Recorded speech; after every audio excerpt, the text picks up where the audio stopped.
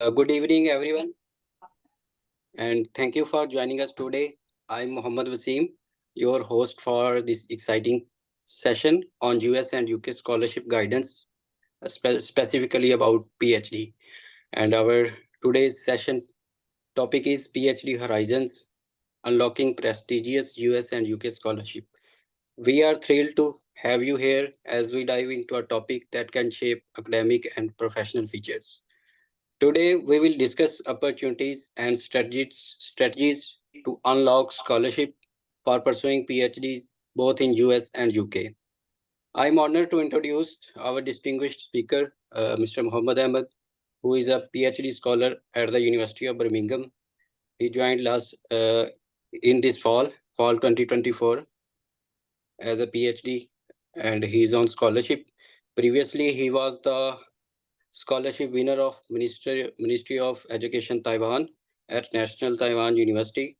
Moreover, he also won CSC China in Nanjing Agriculture University and also King Saud University.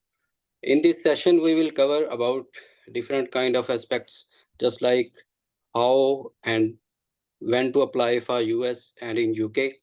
And without further trouble, let's hear from Muhammad Ahmed, who will guide us through the pathways to these prestigious scholarships. Over to you, Muhammad Ahmed. You can start now. आपने screen sharing बंद की हुई है जो भी हमजा भाई, kindly इसको check कीजिएगा.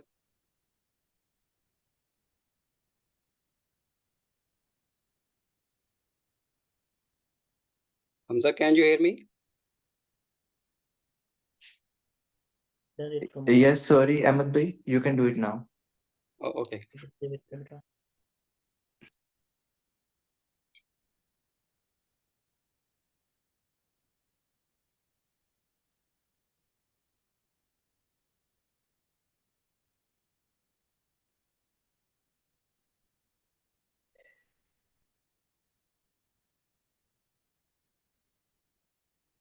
In the meanwhile, Wasim, मैं आपको मेरा ख्याल है आपको होस्ट बना दूं. It would be better.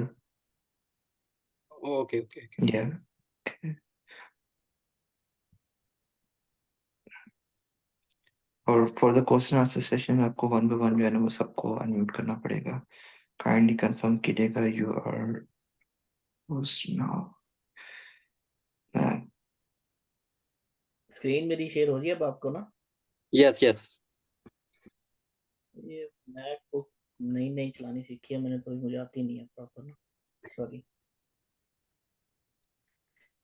चलिए जी शुरू करते हैं. अब आपको आवाज आ रही है मेरी सबको? Yes, we can hear you. चलिए जी, अस्सलाम वालेकुम. मेरा नाम मोहम्मद अहमद है और पाकिस्तान से मेरा ताल्लुक़ है और BZU मुल्तान से मैंने बैचलर्स किया था 17 से 21 तक एग्रीकल्चर साइंसेस में. उसके बाद ताइवान चले गए हम हायर एजुकेशन के लिए. तो 2 साल ताइवान में गुजारे 22 से लेकर 24 तक. और अभी रिसेंटली मैंने यूके से PhD स्टार्ट की है 2024 में सितंबर में. तो मेरे पास 2 पोजीशंस थी. एक यूएस की भी पोजीशन थी मेरे पास और एक यूके की भी थी. तो मुझे ज़रा ये बेहतर लगी यूके की अपॉर्चुनिटी बजाय इसके कि यूएस जाता मैं. तो मैं आजकल जो है वो यूनिवर्सिटी ऑफ बर्मिंघम यूके में होता हूँ. PhD मैंने स्टार्ट की है. तो आज का जो हमारा सेशन होगा वो स्लाइड्स तो बहुत थोड़ी सी हैं, बस ज़रा सा ओवरव्यू देने के लिए हैं. जो ट्राई करेंगे हम कि जो मेजर चंक है इस सेशन का वो क्वेश्चन आंसर्स पे रखें, क्योंकि लोगों के कुछ सवालात होते हैं. तो क्वेश्चन आंसर्स पे ज़्यादा फोकस हम करेंगे, बताया इसके कि हम मैं आपको डिटेल बताऊं जो कि नॉर्मली गूगल से भी आपको बड़ी आसानी से मिल सकती है. स्टार्ट अगर हम करें कि यूएस की जनरल रिक्वायरमेंट्स क्या हैं, तो आपका अच्छा CGPA होना चाहिए, GPA आपका अच्छा होना चाहिए. जिन जिन लोगों ने आपको आज तक ये गाइड किया है कि CGPA मैटर नहीं करता, अब आप उनका जाके गिरेबान पकड़ें और उनसे पूछें कि अब मैटर क्यों नहीं करता, क्योंकि मैटर तो लाजमी बात करता है CGPA. हाँ, ये बात है कि सब कुछ नहीं होता CGPA, लेकिन एक मेजर जो चंक है आपकी प्रोफाइलिंग में जो जाता है वो आपका CGPA होता है. फिर एक कॉमन क्वेश्चन होता है कि आइल्स और टॉफल और जो भी इस तरह के सर्टिफिकेट्स हमें चाहिए तो कि नहीं चाहिए. तो यूएस में और यूके में आपको आपको आइल्स या टॉफल या पीटी या जो भी आप कहें, आपको चाहिए ही चाहिए, वो आपको वेव ऑफ नहीं हो सकता। आपका बैकग्राउंड रेलिवेंट होना चाहिए। फिर अगेन आपका जो रिसर्च इंटरेस्ट है, रिसर्च एक्सपीरियंस जो आपका है, वो कोरिलेट करता हो, ओवरलैप करता हो किसी एक स्पेसिफिक लैब के साथ, किसी एक एडवाइजर के साथ, प्रोफेसर के साथ। और आपको यूएस में नॉर्मली 3 रिकमेंडेशन लेटर्स चाहिए होते हैं, और नॉर्मली सब रिकमेंडेशंस जो होते हैं वो ऑनलाइन होते हैं। तो ये भी आपको ख्याल रखना पड़ेगा कि अब आप कितनी यूनिवर्सिटीज़ में अप्लाई कर रहे हैं, उस हिसाब से अब आपको देखना पड़ेगा, क्योंकि हर यूनिवर्सिटी में आपको ऑलमोस्ट 3 जो रिकमेंडेशन लेटर्स हैं वो चाहिए होंगे, और सभी ऑनलाइन होंगे। आपके एडवाइजर्स को ईमेल जाएगी, जो प्रीवियस आपका एडवाइज़र है या प्रोफेसर है, कुछ भी है, तो वो ऑनलाइन सबमिट करेगा। और यूएस के लिए स्पेसिफिकली आपका जो स्टेटमेंट ऑफ पर्पज़ है, कुछ यूनिवर्सिटी स्टेटमेंट ऑफ पर्पज़ मांगती हैं, कुछ यूनिवर्सिटीज़ मोटिवेशन लेटर मांगती हैं, कुछ यूनिवर्सिटी पर्सनल स्टेटमेंट मांगती हैं। बेसिकली आपका आपका एसे है बेसिकली ना वो, कि आप कौन हैं, आप क्या करना चाहते हैं, आपके पास कौन कौन सी स्किल्स हैं, कैसे आपके स्किल्स कोरिलेट करती हैं या ओवरलैप करती हैं स्पेसिफिक प्रोग्राम के साथ। बेसिकली वो आपको क्यों रखें, the question of why you, बहुत सारे लोग अप्लाई कर रहे हैं तो वो आपको क्यों रखें। ये सारी चीज़ें जो हैं वो आप अपने पर्सनल एसे में कन्वे करते हैं, आया वो एसओपी हो, पर्सनल स्टेटमेंट हो, मोटिवेशन लेटर हो, कुछ भी हो, उसमें सीधा सीधा बातें यही होती हैं कि वो आपको क्यों रखें, आप क्यों एक बेहतर कैंडिडेट हैं, बजाय इसके कि वो दूसरों को प्रेफरेंस दें। इसके बारे में अगर आपके स्पेसिफिक क्वेश्चन होंगे तो हम बाद में डील करेंगे। वैसे ये सिर्फ जनरल रिक्वायरमेंट मैं आपको बता रहा हूँ कि ये चाहिए होता है, और ये वेव ऑफ नहीं हो सकती ऐसी चीज़ें। फिर यूएस का बड़ा सादा सा प्रोसीजर है। अगर यूएस की ओर आप बात करें, यूएस में अगर आपने सिंपल एडवाइजर्स को अप्रोच करें, एडवाइजर्स को अप्रोच नहीं करना आपने, तो डायरेक्ट एप्लीकेशन भी आप कर सकते हैं। अब जैसा कि यूएस में 2 तरह के प्रोग्राम्स होते हैं, ये अब ध्यान देने वाली बात है। यूएस में 2 तरह के प्रोग्राम्स होते हैं, एक को कहते हैं डायरेक्ट एडमिशन प्रोग्राम, और दूसरा होता है अम्ब्रेला बेस्ड प्रोग्राम। जो डायरेक्ट एडमिशन बेस्ड प्रोग्राम होता है उसमें डे 1 से आपने किसी एक स्पेसिफिक लैब में जाना होता है। मतलब आप पहले दिन से किसी एक लैब में एलोकेटेड होते हैं, अलॉटेड होते हैं, तो आपको पहले दिन से एडवाइजर मिल जाता है। उसको कहते हैं डायरेक्ट एडमिशन प्रोग्राम। उसमें जिस लैब में आप जा रहे हैं या जो लैब आपको एक्सेप्ट करना चाह रही है, अगर आपका उसके साथ ऑलरेडी कनेक्शन है, आपने उसको ऑलरेडी मेल किया हुआ है, इंटरव्यू आपके हो चुके हैं, तो वो एक प्लस पॉइंट होगा आपके लिए। ये डायरेक्ट एडमिशन है यूएस में। अम्ब्रेला बेस्ड प्रोग्राम में आपको रोटेशंस करनी ही करनी है। बेसिकली 3 से 4 लैब्स में आप रोटेट करेंगे 3-3 महीने के लिए, और उसके बाद 1 साल के बाद आप चूज करेंगे कि मैंने किस लैब को ज्वाइन करना है। उसमें आपको कोई कनेक्शन, पहले एडवाइजर के साथ कनेक्शन होने की कोई खास जरूरत आपको नहीं है। अगर आपका हो भी कनेक्शन तो वो खास माने नहीं रखता। हाँ, बरक्स इसके जो डायरेक्ट एडमिशन प्रोग्राम है उसमें एडवाइजर के साथ अगर आप लिंक्ड हैं तो आपको बेनिफिट उसका हो सकता है। तो पहली बात तो ये है कि आप पहचानें कि प्रोग्राम कौन सा डायरेक्ट एडमिशन है या अम्ब्रेला बेस्ड प्रोग्राम है। अगर डायरेक्ट एडमिशन है तो एडवाइजर्स को अप्रोच करने की कोशिश करें, उनसे पूछें कि आपके पास लैब में जगह खाली है नहीं है, आपके पास फंडिंग है इस दफ़ा अवेलेबल या नहीं है, आप मुझे लेने में इंटरेस्टेड भी हैं या नहीं है, कि हमारे रिसर्च इंटरेस्ट ओवरलैप करते हैं या नहीं करते। तो डायरेक्ट एडमिशन में ज़रूर अप्रोच करें। अम्ब्रेला बेस्ड में को खास अप्रोच करने की एडवाइजर्स को ज़रूरत नहीं है। आप बस सिंपल आइडेंटिफाई करेंगे कौन सा प्रोग्राम है, क्या उसकी डेडलाइन है, जो रिक्वायर्ड डॉक्यूमेंट है। यूएस में बहुत सिंपल सा प्रोसेस है, आपने सारा कुछ ऑनलाइन अपलोड करना है, रिकमेंडेशन ऑनलाइन करने हैं, उसके बाद फीस पे करनी है। और फीस की बात अगर हम यूएस में करें तो हर यूनिवर्सिटी की एप्लीकेशन फ़ीस है, हर एक यूनिवर्सिटी की ऑलमोस्ट एप्लीकेशन फ़ीस है। लेकिन इसमें है कि कुछ यूनिवर्सिटीज़ आपको वेव ऑफ कर देती हैं आपकी एप्लीकेशन फ़ीस, लेकिन कुछ नहीं भी करती। तो ये आपको ध्यान रखना है कि कम से कम आई बिलीव के 85 या $80 तो फीस होती है किसी किसी, कम से कम आई गेस।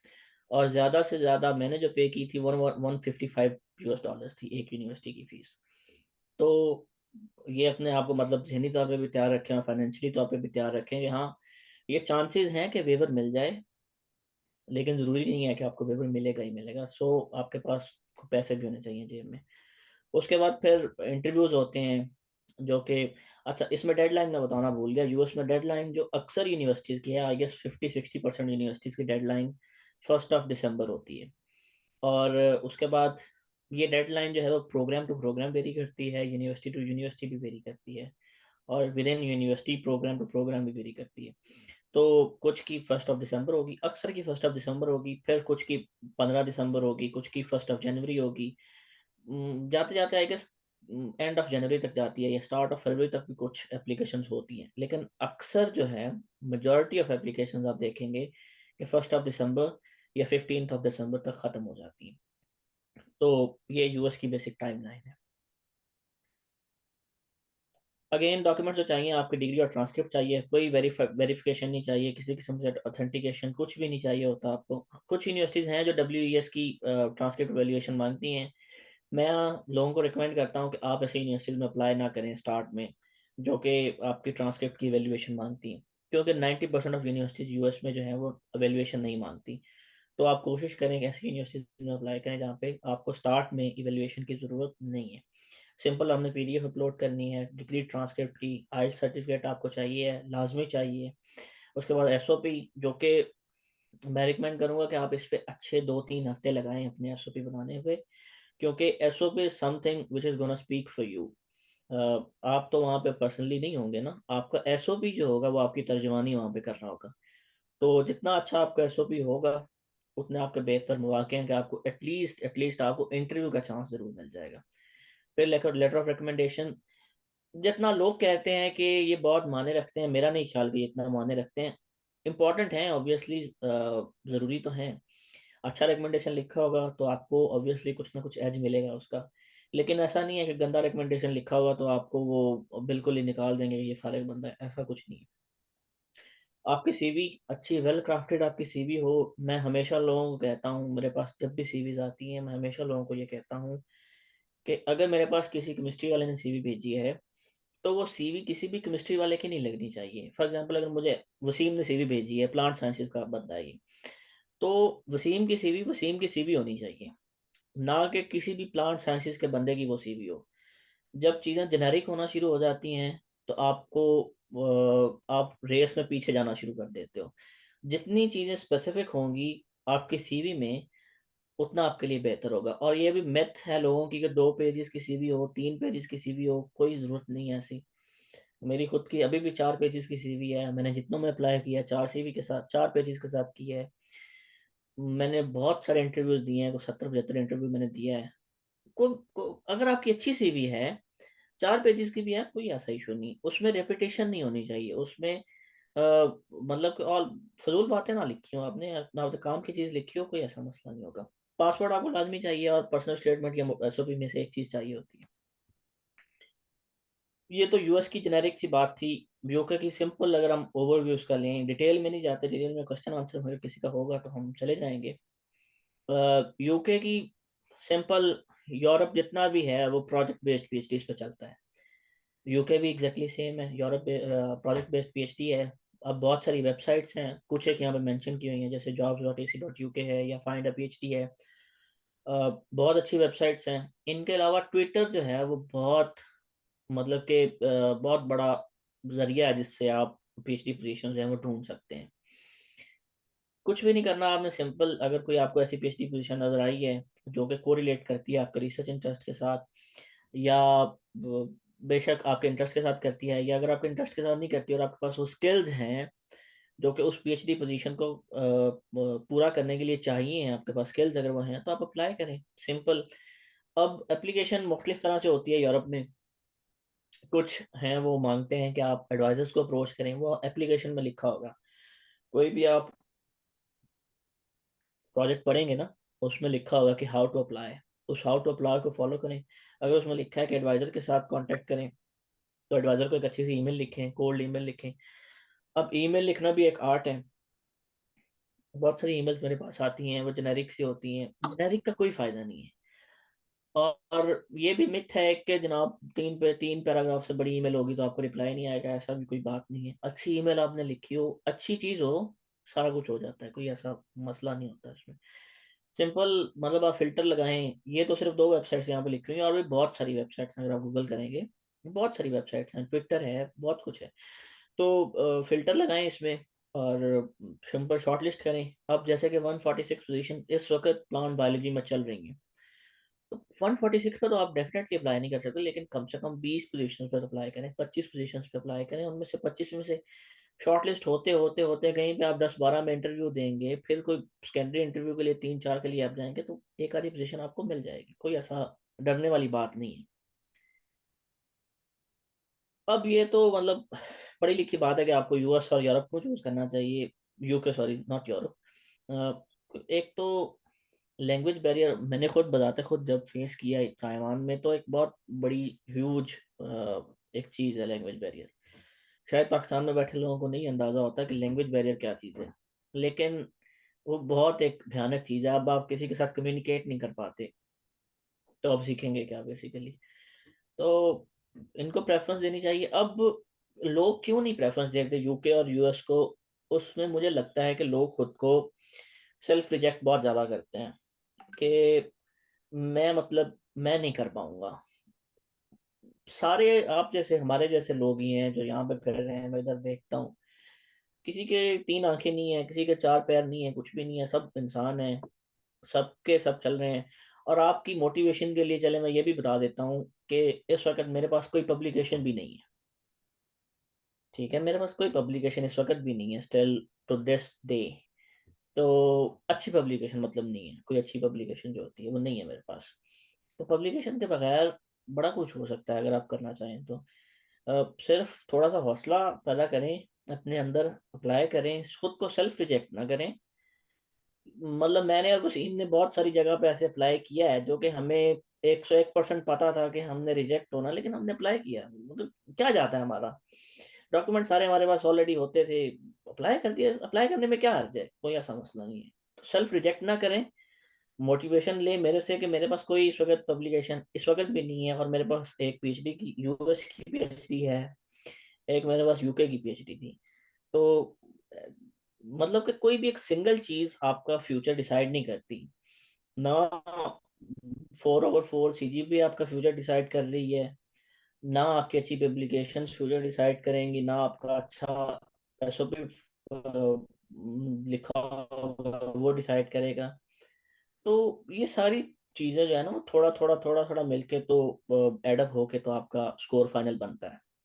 तो ये मेरी मतलब छोटी सी प्रेजेंटेशन थी आपके लिए। अगेन कॉमन कुछ क्वेश्चंस होते हैं लोगों के कि सीजीपीए हाई होना जरूरी है। इसका जवाब हाँ भी है और ना भी है। अब हाँ इसलिए है कि जहाँ पे स्पेसिफिक लिखा हुआ है कि 3.0 सीजीपीए चाहिए उनको 4/0 में से, तो 2.8 वाला तो एलिजिबल नहीं होगा ना फिर उसके लिए, उसमें 3 वाले ही एलिजिबल होंगे और 3 से ज़्यादा वालों को ही वो कंसिडर करेंगे। लेकिन यहाँ पे ये नहीं लिखा हुआ कि आपको सीजीपीए का कुछ स्पेसिफिक रिक्वायरमेंट है, अगर नहीं लिखा वहाँ पे तो आप एलिजिबल हैं, कोई ऐसा मसला नहीं। आपको 2.2 भी हो तो आप एलिजिबल हैं। फिर आपको आइल्स चाहिए, यूके और ऑस्ट्रेलिया में आपको अनफॉर्चुनेटली चाहिए, इसमें कोई वर्क अराउंड और नहीं है हमारे पास। हाँ अगर आपका स्कोर थोड़ा है, अगर लेट्स से कि किसी प्रोग्राम में 6.0 चाहिए आइल्स के लिए आपके, और आपके पास 5.5 बैंड्स हैं, तो आप अप्लाई ज़रूर करें उसमें। आपको प्रॉबली वो कंडीशनल एडमिशन दे देंगे। फिर कंडीशनल एडमिशन वो दे देंगे कि आप आइल्स को रिवाइज करके हमें दोबारा भेजना, तो हम आपको कंडीशनल एडमिशन को अनकंडीशनल में कन्वर्ट कर देंगे। बैंक स्टेटमेंट हमें बिल्कुल नहीं चाहिए, ना यूके के लिए चाहिए ना यूएस के लिए चाहिए।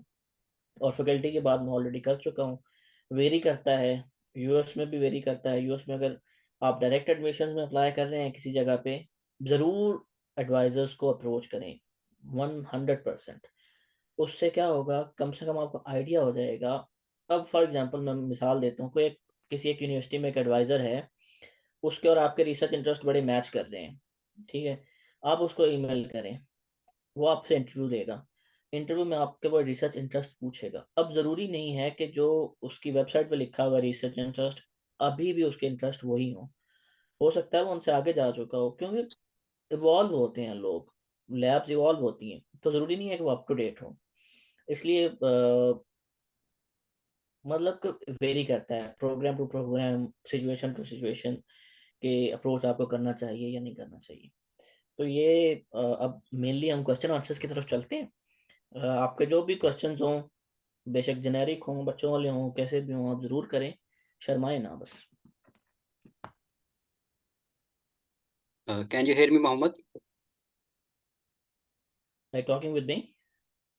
Yeah, yeah. Yes, I can hear you. Yes, I can hear you. Okay.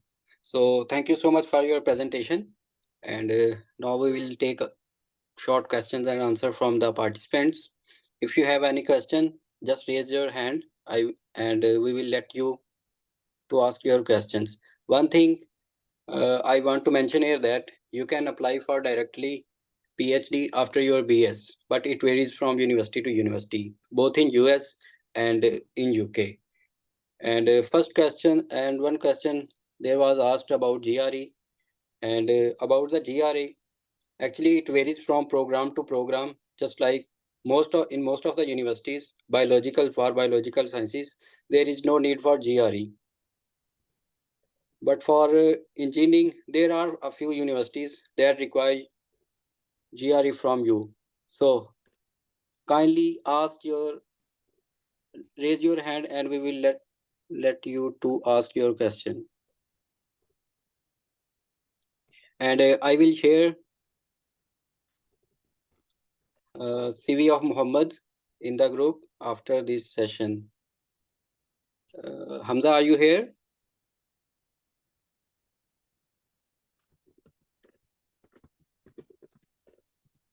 Yeah. Okay. So, first of all, I will unmute you, Aurangzeb, and you can ask your question.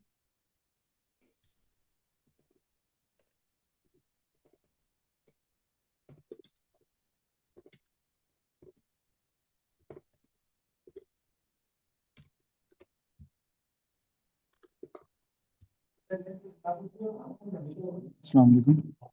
Walaikum salam. Yes, you can ask your question.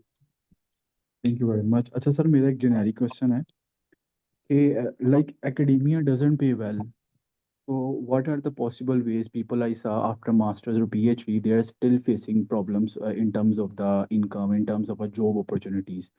तो ये जो scholarships होती हैं ये तो country से निकालने के लिए तो एक अपॉर्चुनिटी होती है कि आपने सिर्फ मूव करना होता है, मगर पीएचडी के बाद भी आप ये सोच रहे होते हो कि यार अब पैसे कमाने किस तरह से हैं, ये वेज क्या क्या आए हैं हमारे पास।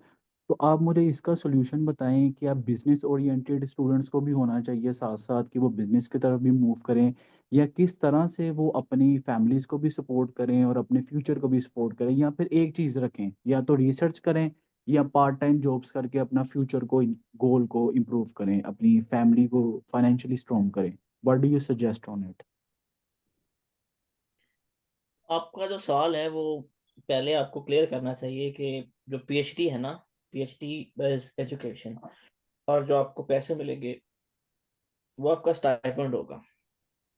स्टाइपेंड और उसमें बड़ा फर्क होता है सैलरी में। तो ये सैलरी किसी तरह भी नहीं है, किसी तौर भी ये सैलरी नहीं होगी, ये स्टाइपेंड होगा जो कि आपको रिसर्च करने के लिए वो बेसिकली देते हैं।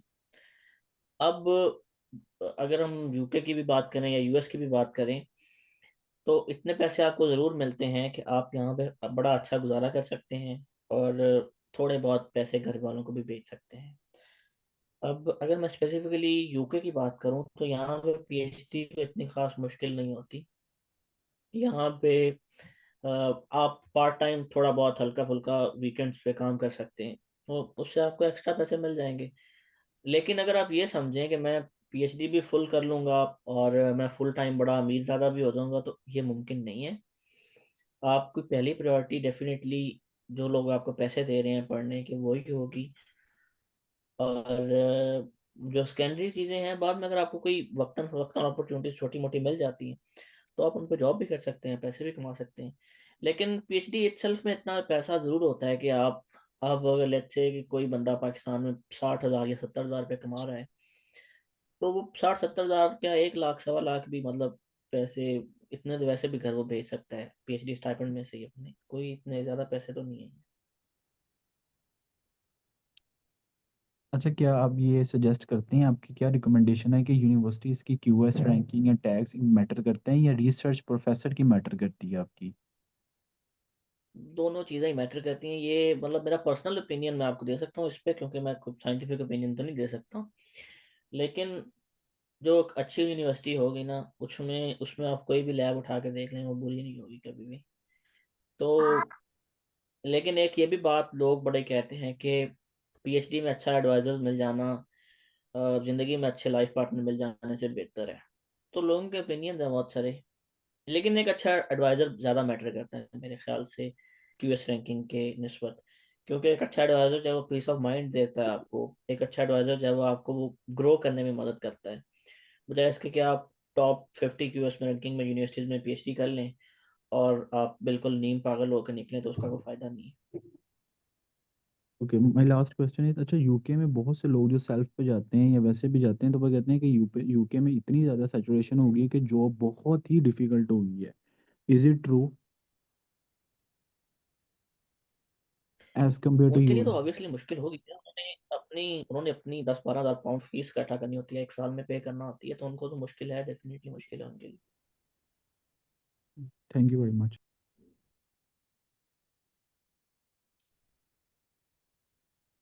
Okay, Shiza sir, you can ask your question. I have unmuted you. अस्सलाम वालेकुम सर। Welcome.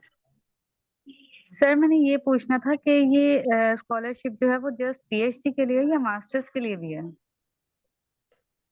नहीं, मैंने जितनी बात की है ये पीएचडी की है।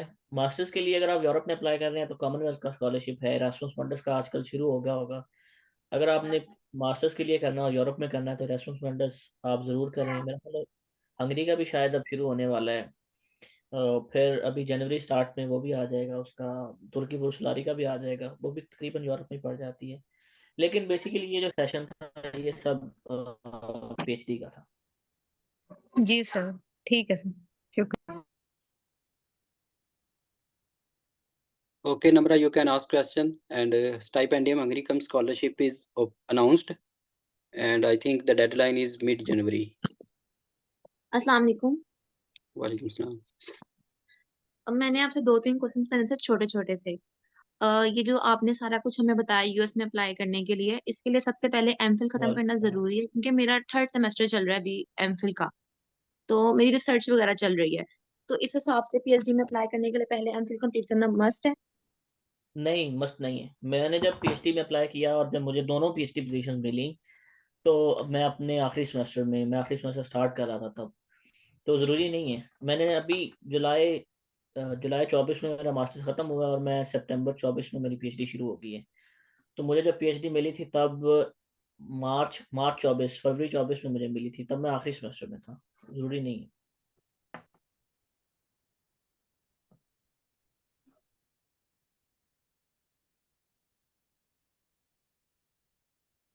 Next question.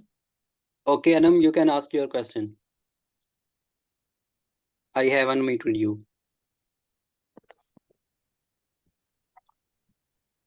अस्सलाम वालेकुम। वालेकुम सलाम। ब्रदर, एक क्वेश्चन ये था कि जो आप ईमेल करते हैं प्रोफेसर को एक्सेप्टेंस लेटर के लिए, तो उसमें ये होता है कि आपने स्पेसिफिक साथ कोई मतलब रिसर्च प्रपोजल अटैच करना है फर्स्ट ऑफ ऑल, या जस्ट पहले ईमेल करें प्रोफेसर के रिप्लाई आएगा तो फिर आपने अटैच करनी है रिसर्च प्रपोजल या सीवी वगैरह? आपका अच्छा सवाल है। सिंपल कोल्ड ईमेल करें। कोल्ड ईमेल अगर आप गूगल पे भी पढ़ेंगे तो कोल्ड ईमेल बेसिकली नेटवर्किंग के लोग और मार्केटिंग के लोग इस्तेमाल करते हैं। तो आपने पिच करना है बेसिकली अपना आइडिया।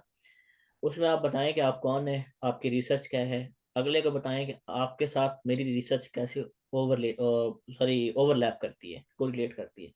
ये 3 चीज़ें आपने उस ईमेल में बतानी है बस।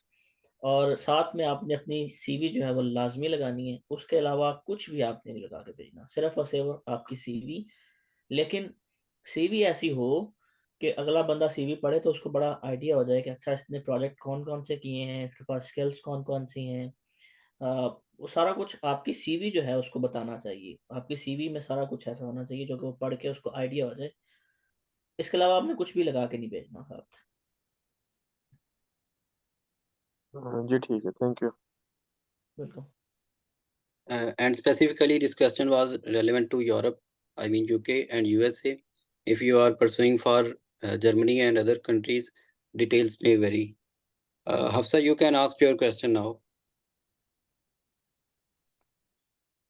अस्सलाम वालेकुम सर। Walaikum salam. सर मैंने ये पूछना था कि मतलब जैसे आपने ये बताया प्रोसेस का, तो ये हम लोगों ने आपने इंडिविजुअली प्रोफेसर्स को ईमेल्स कर करके फिर आपको स्कॉलरशिप मिलती है, या फिर आप किसी स्पेसिफिक लाइक स्कॉलरशिप जैसे कॉमनवेल्थ स्कॉलरशिप आजकल चली हुई है उस तरीके से? तो मुझे इस प्रोसेस का आइडिया नहीं है कि आप एग्जैक्टली किस प्रोसेस को टारगेट करके और कैसे मतलब ये बता रहे हैं, तो प्लीज थोड़ा सा इस बारे में हाईलाइट कर दें। नहीं, मैंने प्रोजेक्ट बेस्ड पीएचडी पे अप्लाई किया था, और कॉमनवेल्थ और इस तरह का किसी भी मैंने नहीं अप्लाई किया, क्योंकि मेरा पर्सनल ओपिनियन है ये, अगेन लोग डिबेट कर सकते हैं इस पे, कि कॉमनवेल्थ जो स्कॉलरशिप है वो बहुत ज़्यादा competitive है, उसमें नंबर ऑफ सीट्स हैं वो कम होती हैं। फिर मतलब मेरा कभी ध्यान नहीं गया इस तरफ, क्योंकि हमेशा से, क्योंकि मैं 2020 से मैंने स्टार्ट किया था सारा कुछ करना मास्टर्स के लिए ना, तो तब से अब तक मतलब हम तो ईमेल पे चल रहे हैं, स्पेसिफिक लोगों को ईमेल करते हैं, उनसे पूछते हैं कि आप पोजीशन है या नहीं है। तो कटिंग शॉर्ट अगर आपका सवाल का जवाब ये है मेरे पास, कि मैंने पीएचडी जो अप्लाई किया, जो मुझे मिली है दोनों जगह पे, यूएस में भी और यूके में भी, वो प्रोजेक्ट बेस्ड है। और वो आपको इन्हीं साइट से मिली है जो आपने मेंशन किया है, या ट्विटर वगैरह से? यूके वाली पीएचडी तो मुझे फाइंड अ पीएचडी से मिली थी। मैंने, क्योंकि इसने लिखा हुआ था कि मुझे आप अप्रोच करें, तो मैंने ईमेल की थी। फिर मेरा ख्याल है 15 या 20 लोगों ने इनको ईमेल की थी प्रोफेसर को, इसने शॉर्ट लिस्ट किया 10 लोगों को, फिर इंटरव्यू किया था, फिर शॉर्ट लिस्ट किया 3 लोगों को, फिर पैनल का इंटरव्यू हुआ था जिसमें 5 लोग बैठे थे, उन लोगों को उन्होंने इंटरव्यू किया था, उसके बाद मुझे उन्होंने शॉर्ट लिस्ट किया था। तो प्रोसेस लंबा है थोड़ा सा। सही। और इसका स्पैन बता सकते हैं आपके, आपने लाइक किस टाइम से आपने स्टार्ट किया था? यूके लाइक में तो 4 आजकल to आप 5 कर मंथ? सकते हैं, यूके में तो आजकल आप जैसे फाइंड अ पीएचडी भी आप जाएं तो बहुत सारे प्रोजेक्ट्स ओपन हैं। अब अगर आप स्पेसिफिकली, मेरा प्रोजेक्ट है, मेरा प्रोजेक्ट मिप टीपी में आता है, MIBTP में, मिप टीपी में, वो भी मेरा ख्याल ओपन होगी अब। उसमें भी प्रोजेक्ट एडवर्टाइज होंगे। यूके में तो आजकल अब बिल्कुल प्रॉपर पीक पे चल रहा है टाइम। यूएस में मैं बस शायद अब 17 आ चुकी है, तो थोड़ा सा लेट है, लेकिन मतलब अगेन ऐसी यूनिवर्सिटीज़ हैं जिनकी डेडलाइन जनवरी में होती है, तो आप उनको टारगेट कर सकते हैं। या अगर आप ऐसी यूनिवर्सिटीज़ में अप्लाई करना चाहते हैं जहाँ पे जो पीएचडी है वो अम्ब्रेला बेस्ड है, जिसमें एडवाइजर्स का कोई ताल्लुक नहीं होता, कोई लेना देना नहीं है एडवाइजर्स का, आप उसमें अप्लाई करें, कोई ऐसा मसला नहीं। तो ये प्रोजेक्ट की ग्रांट होती है जो कि आपकी लाइक स्टिपेंड काउंट होता है, और इसमें आपका सारा वो मतलब कवर हो जाता है एक्सपेंसेस? उसमें आपको सोचने की जरूरत नहीं है। जो फंडेड पीएचडी होगी उसमें सारा कुछ आपका कवर होगा। आपको कुछ भी देना नहीं पड़ेगा, आपको कुछ ना कुछ स्टाइपेंड मिलेगा। स्टाइपेंड वेरी करता है यूएस में।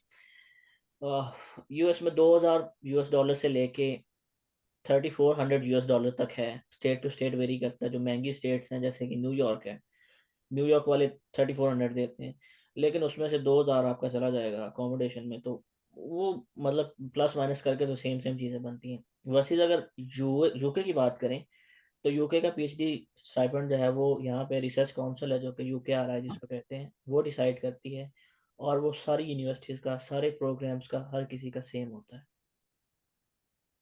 अच्छा, और during the time of application आपके पास आइल्स प्लस आपकी MS की डिग्री होना कंपलसरी है? बिकॉज मेरे पास अभी फिलहाल MS की डिग्री नहीं है, लाइक मेरा भी MS कंटिन्यूड है।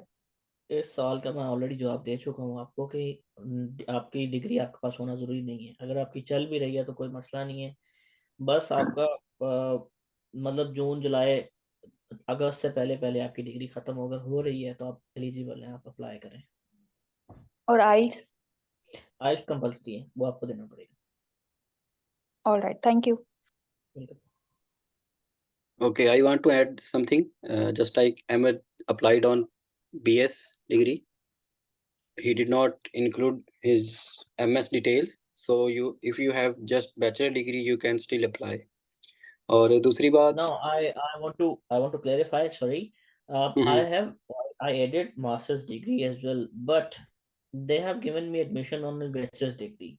But they yes, know that I'm doing my master's. They know that, and probably because I had master's and I have all the skills that I got from master's, probably they selected me for those skills, but not for that degree, not because of that degree, but for the skills that I got from my master's. और इसके अलावा बहुत सारी universities की अपनी scholarship भी है, जैसे कैम्ब्रिज है, और इसके अलावा ऑक्सफोर्ड की भी, इसके अलावा भी बहुत सारी यूनिवर्सिटीज़ हैं, तो आप सिंपल यूनिवर्सिटी की एक्सप्लोर करके भी यूनिवर्सिटी स्कॉलरशिप्स के लिए भी अप्लाई कर सकते हैं। आफिया रसूल, you can ask your question.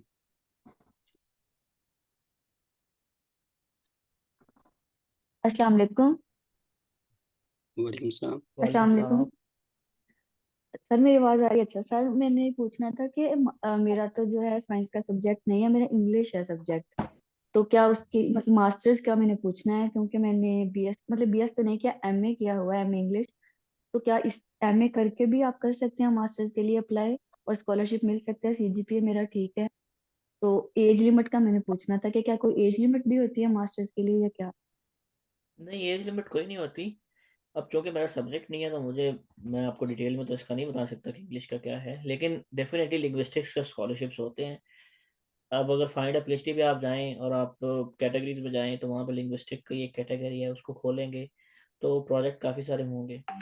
तो instead of going for masters I would suggest you to go for PhD. Like जो मेरे साथ यहाँ पे ब्रिटिश हैं या जो मेरे साथ यहाँ पे यूरोपियन पढ़ रहे हैं, जो मेरे डॉक्टर प्रोग्राम में हैं, उनमें से किसी एक भी बंदे ने मास्टर्स नहीं किया हुआ, वो सारे बैचलर्स की बेस पे यहाँ पे हैं। सर मैंने आपको बताया कि मैंने बीए किया, बीए के बाद एमए किया, इस तरह भी मैं पीएचडी तो के लिए बीए अप्लाई और कर प्लस सकती एमए हूँ? आप इक्विवेलेंसी लें, अगर आप एचईसी से लें तो वो बीएस की इक्विवेलेंसी आपको मिलेगी ना। जी सर, ठीक है। Thank you so much sir. बस यही क्वेश्चन था मेरा। Okay. Usama, you can ask your question. अस्सलाम वालेकुम। अच्छा, एक तो ये है कि मैंने थोड़ा सा लेट ज्वाइन किया था, तो मुझे इसकी रिकॉर्डिंग अगर मिल सकती है तो वो वैलेंट।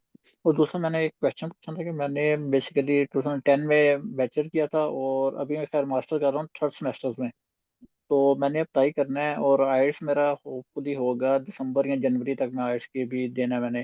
तो मेरे लिए क्या है कि यूएस के लिए तो पॉसिबल नहीं है कि वो तो लेट हो गया हूँ। तो यूके के लिए क्या मैं आइल्स के बगैर अप्लाई कर सकता हूँ और आइल्स जनवरी में दे दूँ? और यूनिवर्सिटी को के कैसे पिंग करूं बगैर आइट्स के? आप उसका जो कोऑर्डिनेटर है प्रोग्राम का, आप उसको ईमेल लिखें, उसको बताएं कि मैं अभी तैयारी कर रहा हूँ आइल्स की, और मैं अगर मुझे आप वेव ऑफ कर सकते हैं कंडीशन स्टार्टिंग में तो प्लीज़ कर दें। अब उसकी स्वाबदीद है, वो आपको वेव ऑफ करता है, कुछ महीनों का टाइम देता है या नहीं देता, लेकिन मेरा नहीं ख्याल कि वो आपको देगा, क्योंकि language proficiency is something which is essential है। क्योंकि अगर आप किसी के साथ कम्युनिकेट नहीं कर सकते इंग्लिश में, then probably this is not the place for you. Same is for US। और लेकिन फिर भी अगर आपको लगता है कि आप अभी आपके पास आइल्स नहीं है और आपके पास महीने का तक आइल्स आ जाएगा, तो प्रोग्राम कोऑर्डिनेटर को ज़रूर ईमेल करें। सेल्फ रिजेक्ट ना करें खुद को कि पता नहीं होगा या नहीं होगा, ये रखेंगे नहीं मुझे। हर प्रोग्राम के कोऑर्डिनेटर होता है, उस कोऑर्डिनेटर को आप ईमेल लिखें, उसको प्रॉपर अपना एक्सप्लेन करें। आगे फिर आपकी किस्मत है, आपको वेव ऑफ करते हैं और ये नहीं करते हैं।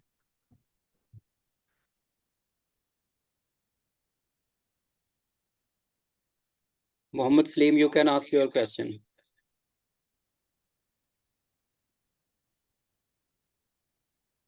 अस्सलाम वालेकुम सर। वालेकुम सलाम। सर मेरा सिर्फ एक ही क्वेश्चन है, वो ये है कि मैं अभी बीएस मैथमेटिक्स कर चुका हूँ, तो रिसर्च भी अभी मेरी अंडर प्रोसेस है, इंशाल्लाह एक वीक में सबमिट हो जाएगा। तो डायरेक्ट पीएचडी के लिए सर रिसर्च पेपर ज़रूरी है कि उसके बगैर भी अप्लाई कर सकते हैं? आपने मेरा सेशन पूरा सुना है? Yes sir, yes. मैंने मेंशन आखिर पे किया है, मेरे पास अभी भी कोई भी पब्लिकेशन मेरे पास नहीं है। आपने ये बात नहीं सुनी? Thank you sir, thank you sir. सवालात जेनेरिक ना करें, मतलब ऐसे सवालात ना पूछें जो मैं ऑलरेडी आपको बता चुका हूँ चीज़ें। और दूसरा, ये कॉमन बात है पाकिस्तानियों की, मतलब इसमें बुरी बात नहीं है, मैं कोई गुस्सा नहीं करता इस पे। मतलब मैं आपके लिए इवेल्युएट नहीं कर सकता ना आपकी प्रोफाइल के, आपको कहाँ जाना चाहिए या कहाँ आपको मिल जाएगा या नहीं यस मिलेगा। सर। तो मतलब ये तो मुझे भी नहीं पता था ना कि मुझे क्या मिलेगा क्या नहीं मिलेगा। तो बस एक अपना गोल सेट करें और अप्लाई करना शुरू करें, बजाय ये सोचने के कि उसका आउटकम क्या होगा। आउटकम तो आप नहीं डिफाइन कर सकते खुद से। यस सर, वो मैं मिडिल में आया था तो इसी वजह से वो थोड़ा स्किप कोई हुआ था, कोई सॉरी मसला फॉर कोई दैट। कोई मसला नहीं, कोई मसला thank you sir, thank you sir. Okay, Bilal, you can ask your question now.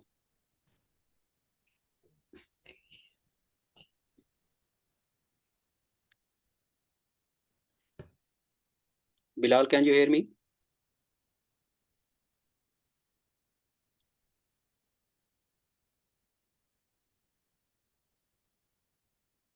Okay, Naam, you can ask your question now.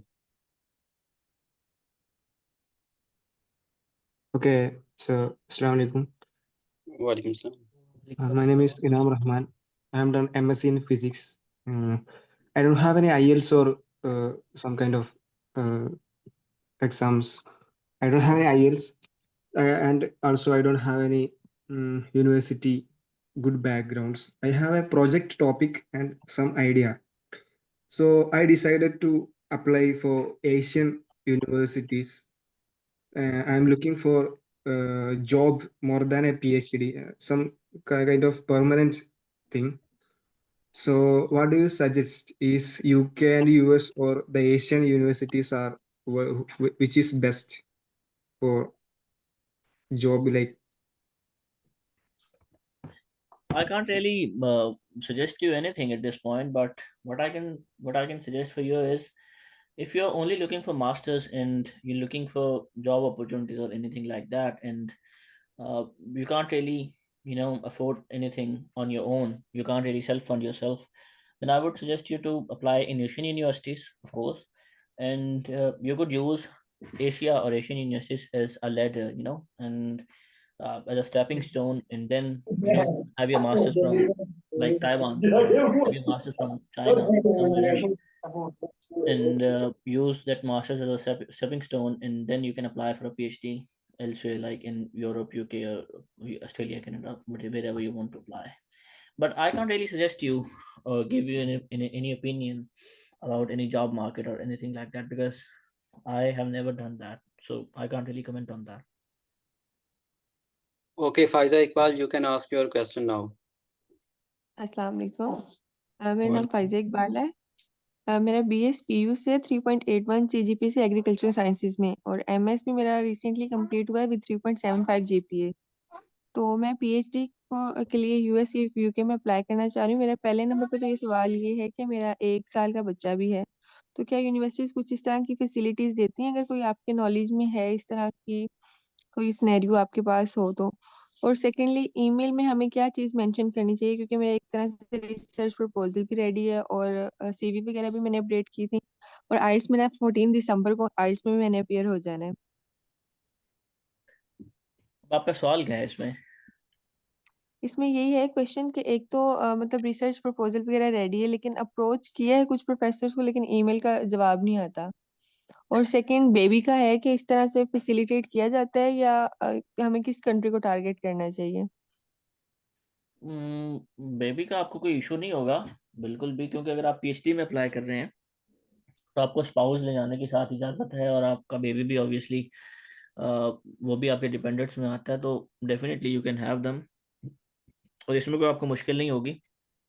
And even कहीं पे भी अगर आप अप्लाई कर रही हैं तो जो स्कॉलरशिप होगा वो सफिशिएंट होगा कि आप, like a little family like you, your husband and your kid, you three can survive in that stipend. You can't really save anything for sure, but you can survive easily. So ये clear कर लें बात कि इसमें कोई मसला नहीं है, किसी को कोई टेंशन नहीं है कि आपका एक बेबी है और कुछ मसला नहीं है उसको। दूसरा, research proposal is not necessary at this point. Simple just उनको अप्रोच करें, कोल्ड ईमेल लिखें। Cold email is something again I can explain you that के जिसमें आपने लिखना है, like let's say you'll introduce yourself like I'm Faiza Iqbal, I did my masters from PU in XYZ sciences with a CGPA of this much CGPA, where I worked on this particular research project, right? So this like आपने अपने आप को pitch कर दिया कि आप कौन है, आपकी CGPA है क्या, आपका क्या प्रोजेक्ट है। In the second paragraph you will write something like in my masters I have worked on this particular thing which has yielded, let's say for example, which has yielded 2 publications in this journal, and currently I have been establishing a new research area or new research interest, और research interest अपने थोड़े से लिख दें, और तीसरे paragraph में आप उसको फिर कोरिलेट कर दें। I was reading your profile और अ पेपर का टाइटल दे सकते हैं आप उसमें, where in that paper you have worked on this XYZ research project, research domain which closely correlates with my research interest as I mentioned above.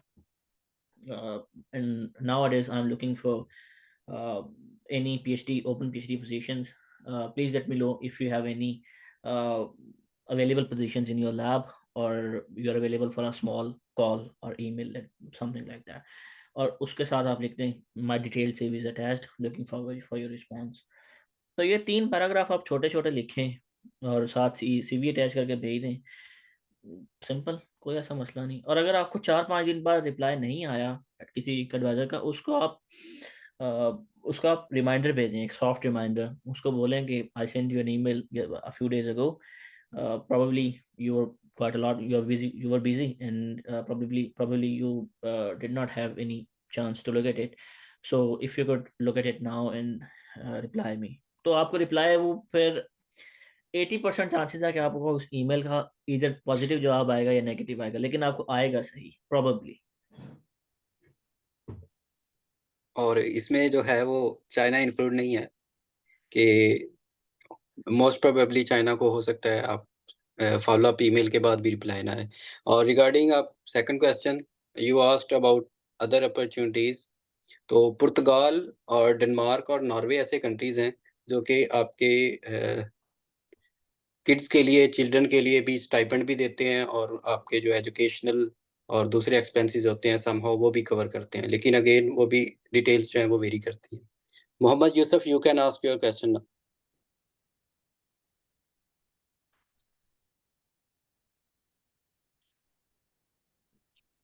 अस्सलाम वालेकुम sir. वालेकुम sir मैंने बीएस मैथ की हुई है, तो मास्टर के लिए पूछना था, एमफिल के लिए। क्या पूछना था भाई? कि भी किस यूनिवर्सिटी में एडमिशन मिल जाएगा, इलेट्स वगैरह देना पड़ेगा या नहीं पड़ेगा, लाजमी है नहीं? इस सवाल का जवाब मैं 2 दफा दे चुका हूँ आपको। मोहम्मद तैयब रजा, आप अपना सवाल पूछ सकते हैं। रेपिटेटिव क्वेश्चन ना पूछें काइंडली सबको, क्योंकि बहुत सारे मुझे ये 50-60 मैसेजेस पेंडिंग में है, तो रेपिटेटिव क्वेश्चन ना पूछें जिनका ऑलरेडी आपको जवाब दिया जा चुका है। काइंडली वही जवाब आपके लिए भी अप्लाई होता है जो दूसरों को दिया हुआ है, सेम क्वेश्चन आपके।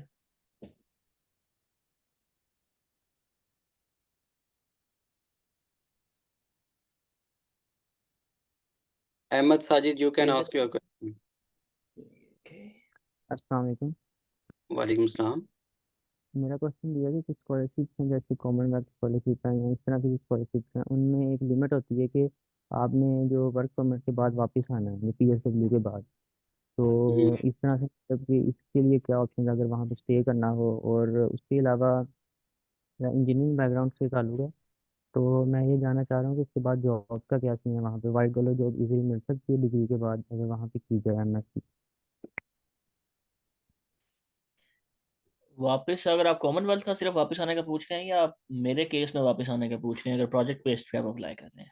नहीं, प्रोजेक्ट बेस में तो आई थिंक होती हैं अपॉर्चुनिटीज जो प्रोजेक्ट बेस के अलावा हैं, जैसे कॉमनवेल्थ है या सेविंग स्कॉलरशिप अगर है। उसमें HEC ने मुझे अब कॉमनवेल्थ का ज़्यादा आइडिया नहीं है, लेकिन मेरा ख्याल है अगर वो HEC की तरफ से है तो आपको HEC की तरफ से बॉन्ड साइन करके जाना पड़ेगा, और बॉन्ड में लिखा होगा कि ऐसी आपने तरफ वापस से आना है अपने कुछ मुल्क में। ऐसी तरफ से हैं, उनकी लिमिट तो होती हैं, लेकिन कुछ जो उनकी गवर्नमेंट की स्कॉलरशिप है ना, वो भी लिमिटाइज करते हैं। क्या तो वो लेकिन मेरे डायरेक्ट ख्याल से स्पॉन्सरशिप मिल जाए तो फिर रुकने का चांस होता है, उसके अलावा नहीं होता। तो वो यानी कि उसके चांसेस होते हैं कि वीज़ा स्पॉन्सरशिप मिल जाए या कोई जॉब मिल अब जाए ये इजीली। चांसेस तो कोई नहीं अब आपको बता सकता, चांसेस चांसेस तो अल्लाह के साथ बेहतर जानती है, लेकिन नहीं, लेकिन ऑब्वियसली अगर आप किसी जगह पर PhD कर रहे हैं, अब आप मास्टर्स के लिए पूछ रहे हैं या PhD के लिए पूछ रहे हैं? मास्टर्स के लिए PhD दोनों के लिए, क्योंकि मैं बैचलर्स है तो मैं दोनों में इंटरेस्टेड हूँ।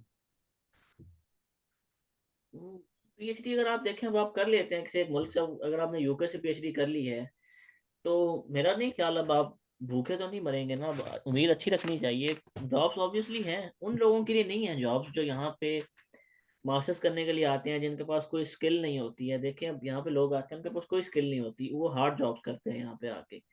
लेकिन आप PhD वाले होंगे, अगर आपको UK गवर्नमेंट फंड कर रही है, अगर UK गवर्नमेंट जैसी गवर्नमेंट आपको पैसे दे रही है, तो प्रोबेबली उन्होंने कुछ देखा है ना आप में, तो आपको पैसे दे रही है, आपको फंड कर रही है। तो 4 साल की PhD है, उसके बाद बड़ा कुछ मिल जाता है, कोई ऐसा मसला नहीं। जी, शुक्रिया।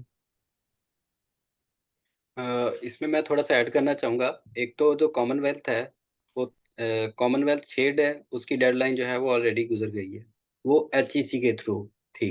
तो जितनी भी HEC के थ्रू स्कॉलरशिप्स होती हैं उनमें आपको एक बॉन्ड साइन करना पड़ता है। लेकिन जो रिसेंटली ओपन हुई है वो कॉमनवेल्थ शेयर्ड स्कॉलरशिप है, उसमें HEC का कोई रोल नहीं है। मतलब उसमें ना तो आपको हेड स्कोर चाहिए, आपने जस्ट जो उनकी रिक्वायरमेंट है कॉमनवेल्थ शेयर्ड स्कॉलरशिप की, वो आपने फुलफिल करनी है, और वो आई थिंक सिर्फ जस्ट मास्टर वालों के लिए है। पीएचडी के लिए एक और स्कॉलरशिप है जिसका नाम है स्प्लिट साइड पीएचडी। उसकी जो ज़्यादा डिटेल्स तो मुझे नहीं पता, लेकिन आप स्कॉलरशिप नेटवर्क में जाके सर्च कर सकते हैं उसकी further details. Ahmed Sumera Mari, you can ask your question.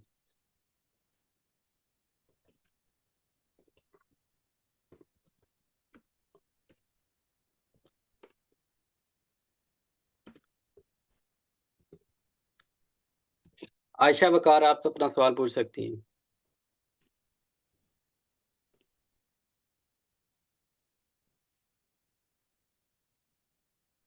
अस्सलाम वालेकुम। वालेकुम सलाम। सर मुझे पूछना था कि जो आपके बैचलर्स और मास्टर्स में या मास्टर्स के बाद जो आपका गैप आता है अगली डिग्री के लिए अप्लाई करने के, आप उसको कैसे डिफेंड कर सकते हो अपने प्रोफेसर के सामने या जब आपका इंटरव्यू होता है? उसको अब आप ऐसे कर सकते हैं डिफेंड के, फॉर एग्जांपल अगर 1 साल का गैप आया है तो क्या आप जेन्युइनली, अगर तो आप उसमें कोई जॉब कर रहे थे तो बताएं उसको कि मैं जॉब कर रही थी। अगर वॉलंटियर वर्क कर रहे थे, जॉब कर रहे थे, आप ब्रेक ले रहे थे, फैमिली को टाइम दे रहे थे, क्या आप इंटर्नशिप कर रहे थे, क्या आप किसी रिसर्च ऑर्गेनाइजेशन के साथ जुड़े हुए थे, क्या आप किसी एक स्पेसिफिक लैब में जा रहे थे अनऑफिशियली, आप उसको अटेंड कर रहे थे। तो चंद मतलब बहुत सारी चीज़ें हैं जिसके साथ आप आइडेंटिफाई कर सकते हैं, सॉरी उसको गैप को फुलफिल कर सकते हैं। और ये भी जैसे अहमद भाई ने पहले पब्लिकेशंस के बारे में बताया कि गैप आने से क्या उसके नुकसानात हैं, डिसएडवांटेजेस हैं, तो ये भी एक मतलब एक मिथ बनी हुई है। एक्चुअली रिसेंटली एक लड़की ने विन की थी यूएस में ही, 2018 में उसकी जो है वो स्टडीज कंप्लीट हुई थी, और उसका पिछले साल 2023 में एडमिशन हुआ है। तो उसने एक पोस्ट की थी, उसमें उसने बाकायदा तौर पर मेंशन किया था कि जो स्टडीज गैप है वो मैटर नहीं करता। ठीक है, तो ये भी आप पहले उनकी रिक्वायरमेंट देख लें जिस भी यूनिवर्सिटी में आप कर रहे हैं, और यूएस में ये मैटर नहीं करता। Sumera Mari, you can ask your question now. I have unmuted you. जी थैंक यू सो मच। पहले सवाल पूछने से पहले मैं बताऊं कि मैं ऑलरेडी स्कॉलरशिप होल्डर हूं। मैं 3-4 स्कॉलरशिप विन कर चुकी हूं, मुझे सारा प्रोसेस भी आता है। मेरा सवाल ये है कि जो है ना मैंने अपने जो है ना मैंने 3 आर्टिकल्स हैं जो कि पब्लिश होने हैं, इन प्रोसेस है। मैंने अभी तक पब्लिश नहीं किए, मैंने मेंशन की हुई है सीवी में। तो ये क्या प्रॉब्लम होगा उसमें यूएस में, क्योंकि मुझे नहीं पता इस चीज़ के बारे में। आप उसको एज अ पब्लिकेशन ना बोलें, आप उसको जी रिसर्च प्रोजेक्ट्स में ऐड करें। अब जी रिसर्च प्रोजेक्ट से वो लेट्स से आपके 3 पेपर्स हैं और फॉर एग्जांपल मैं अज्यूम करता हूँ कि वो 3 डिफरेंट प्रोजेक्ट्स हैं, ठीक है। जी जी जी जी। तो आप सिंपल हर एक रिसर्च प्रोजेक्ट का एक छोटा सा पैराग्राफ लिखें, उसमें बताएं सबसे पहले ऊपर टाइटल लिखें रिसर्च प्रोजेक्ट का, नीचे जी उसको 3-4 लाइन का सिंपल एब्स्ट्रैक्ट टाइप लिखेंगे जिसमें आइडिया हो जाए बंदे को कि क्या रिसर्च प्रोजेक्ट था, और आखिरी जी। उसकी लाइन लिख देंगे this project has already been submitted to XYZ journal. तो ये तीनों के लिए आप ये ओके कर दें, बजाय उसको कि आप एज अ काउंट करेंगे ये मेरी पब्लिकेशन है, क्योंकि रिसर्च प्रोजेक्ट भी अगर आपने किया है जी इक्वली जी वर्थ किया इट है, वो इक्वली मैंने। जी वर्थ इट जी। है, कोई मसला नहीं। अच्छा अच्छा okay thank you so much. अक्सर Iqbal, you can ask your question now.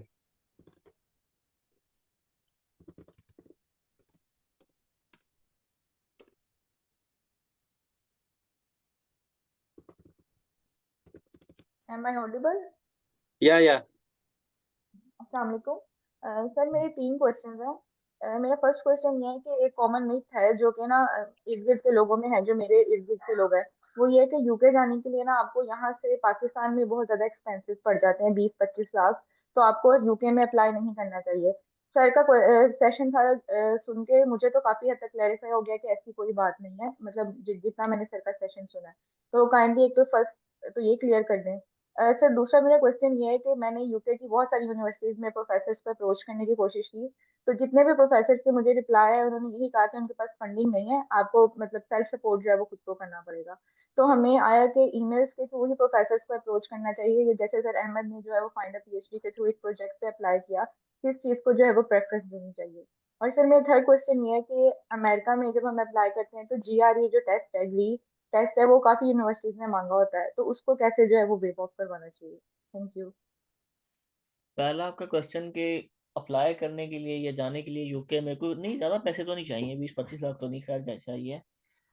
हाँ, अब इसका डाउन साइड यूके की है डेफिनेटली, थोड़े बहुत शायद आपको सही भी बताया किसी ने। अब यूके में आईएचएस जिसको हेल्थ सरचार्ज बोलते हैं या हेल्थ इंश्योरेंस कह लें, वो आपने खुद पे करना होती है। तो वो जो मैंने पे की वो ऑलमोस्ट 3500 to 4000 पाउंड्स मुझे पड़ी, वो मैंने अपनी जेब से दी यूके के लिए। लेकिन वो है जब आपका एडमिशन कंफर्म हो चुका है, आपने वीज़ा अप्लाई करना है ना, जब तब आपको चाहिए। अब इसमें भी केस टू केस वेरी करता है, जैसा कि जैसा कि कुछ लैब्स हैं जो कि आपकी वीज़ा कॉस्ट को कवर करती हैं, कुछ ऐसे प्रोग्राम्स हैं, कुछ ऐसे डॉक्टरल ट्रेनिंग प्रोग्राम्स हैं, डीटीपीज जो हैं, वो आपके वीज़ा कॉस्ट को, हेल्थ सरचार्ज को कवर करते हैं। सो आपको उस केस में कोई पैसा नहीं देना पड़ता। लेकिन वर्स्ट केस सिनेरियो भी अगर मैं ले लूँ कि लेट्स से अगर पे करना भी पड़ता है आपको, लेट्स से आपने 4000 आपको पे करना पड़ गया, 4000 is I guess for 15 lakh Pakistani rupees. तो वो जो 15 लाख रुपए हैं वो आप 4 या 5 महीने में रिकवर अपने कर सकते हैं यहाँ आने के बाद। ये वर्स्ट केस है जब आपको किसी किस्म की कोई सपोर्ट नहीं मिल रही। अगेन मैं कर देता हूँ, आप कुछ ऐसे एडवाइजर्स हैं जो आपको दे देते हैं क्योंकि उनके पास लैब फंड होता है, उसमें आपको कवर कर देते हैं। कुछ ऐसे डॉक्टरल ट्रेनिंग प्रोग्राम्स होते हैं, डीटीपीज होते हैं, उनमें ऑलरेडी ये चीज़ कवर होती है कि आपको वीज़ा फीस और कुछ भी नहीं देना पड़ता। लेकिन वर्स्ट केस अगेन अगर आपको देना पड़ भी जाए, वन टाइम डेफिनेटली है, मुश्किल ज़रूर है, लेकिन वो आप रिकवर हो सकते हैं आपके। दूसरा आपका क्वेश्चन था रैंडम, यूके में रैंडम अप्रोच करने का कोई फ़ायदा नहीं है, बिल्कुल सिफर फ़ायदा है रैंडम अप्रोच करने का। सिर्फ उनको अप्रोच करें जिनके पास प्रोजेक्ट अवेलेबल है। जैसे फाइंड अ पीएचडी पे आप गए, आपको प्रोजेक्ट नज़र आया, उसको आप अप्रोच करें, डेफिनेटली उसको करें। लेकिन अगर आप वैसे रैंडम अप्रोच कर रहे हैं, कोई उसका मकसद नहीं है, फ़ायदा नहीं है। और जीआरई की बात अगर करें यूएस में, अक्सर बायोलॉजिकल प्रोग्राम्स जितने भी हैं ना, उन्होंने स्पेसिफिक लिखा हुआ है अब तो कि we are not accepting GREs from now on and we will not even consider your GRE scores. लेकिन अब जहाँ पे उन्होंने लिखा हुआ है कि GRE चाहिए है, उसको आप वेव ऑफ नहीं करवा सकते। लेकिन मोस्टली अब यूनिवर्सिटीज़ में GRE नहीं चाहिए, ख़ासतौर पर बायोलॉजिकल साइंसेज के लिए तो नहीं चाहिए। हाँ, अगर आप बायोइन्फॉर्मेटिक्स के लिए अप्लाई कर रहे हैं या मेरा ख्याल फिजिक्स के लिए कर रहे हैं, इस तरह के जो थोड़े से और टेक्निकल किस्म के प्रोग्राम्स हैं, उनमें अगर GRE लिखा हुआ है चाहिए है, तो फिर आपको चाहिए होगा, उसको वेव ऑफ आप नहीं करवा सकते।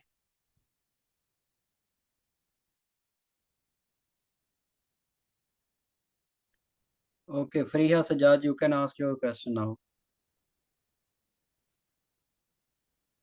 Assalamu alaikum, sir. Welcome, sir. Thank you so much, sir, for such a beautiful session. And I would like to ask you a question that जैसे हम यूएस में अप्लाई करते हैं फॉर एप्लीकेशन फी वेवर, तो क्या हमें UK में भी एप्लीकेशन फी वेवर मिल जाता है इजीली या नहीं मिलता? यूके में एप्लीकेशन फीस नहीं होती। ओके, किसी यूनिवर्सिटी की भी एप्लीकेशन फी नहीं होती? होगी भी तो 5 पाउंड 10 पाउंड होगी, इससे ज़्यादा नहीं होगी। मैंने जितनी देखी है ओके मुझे नहीं नज़र आई, मतलब मैंने जितने में भी ओके अप्लाई किया या देखा मुझे नज़र नहीं आई फीस। जी सर। अच्छा, ये जैसे अब यूएस में आप अप्लाई करते हैं फॉर पीएचडी, तो उसमें हर एक पीएचडी को लाइक $2000 मिल जाती है स्कॉलरशिप, लाइक टीए पे या आरए असिस्टेंटशिप पे। तो क्या जी यूके में भी आपको इस तरह से पीएचडी हर पीएचडी को स्कॉलरशिप मिलती है या फिर आपको बाद में अप्लाई करना पड़ता है या at the time of application आपको अप्लाई करना होता है? नहीं, फंडेड पीएचडी जिस पे भी आप अप्लाई करेंगे उसमें आपकी सारी चीज़ें कवर होंगी, स्टार्ट से कवर होंगी, आपको जाके नहीं करना पड़ेगा। अच्छा, तो मतलब हम डायरेक्ट यूनिवर्सिटी की वेबसाइट पे जाके अप्लाई कर सकते हैं और एट द सेम टाइम हम जो है स्कॉलरशिप के लिए क्लेम कर सकते हैं, ऐसा ही है? जी ऐसी ऐसी ऐसी। ओके। और एक क्वेश्चन है, अगर आप उसको सजेशन दे सकें, like should we target the US और यूके? सॉरी, मतलब यूके और यूएस में आप क्या सजेस्ट करेंगे? अगर आप देखें उसमें स्कॉलरशिप देखें और इसके अलावा अगर आप जॉब मैं तो अपॉर्चुनिटीज बायस्ड देखें तो आपको इसका आप जवाब दे सकता हूँ, क्योंकि मैंने खुद यूएस को छोड़कर यूके चूज किया, तो खैर मैं शायद बायस्ड हूँ इसमें। लेकिन ओके डिपेंड करता है आपके स्टेट में है, आपके स्टेट में है, आपको कितने पैसे मिल रहे हैं, आपका सब्जेक्ट कौन सा है, आपका एडवाइजर कौन है, बहुत सारी चीज़ें मतलब कि वेरी करती हैं। तो कोई इसका डेफिनेट सही। आंसर नहीं है। ये मिथ जरूर है कि आप किसी भी ले मैन से पूछेंगे ना कि यूके वर्सेस यूएस, तो वो आपको यूएस का नाम लेगा। लेकिन 100% ये कंडीशन वैलिड नहीं है हर जगह पे कि यूएस ही बेहतर है, कोई ऐसा मसला इसमें नहीं है। जी सर। और उसमें ये मुझे ये बता दें, यूके के लिए भी आपको एग्जामिनर मतलब सुपरवाइजर को जो है वो पहले कांटेक्ट करना पड़ता है, ये डायरेक्ट आप अप्लाई कर सकते हैं? क्या आपने मेरा सेशन पूरा सुना स्टार्ट से? सर स्टार्ट से सुने। इसका मैं 3-4 दफा जवाब दे चुका हूँ, रिकॉर्डिंग सुन लीजिएगा आप।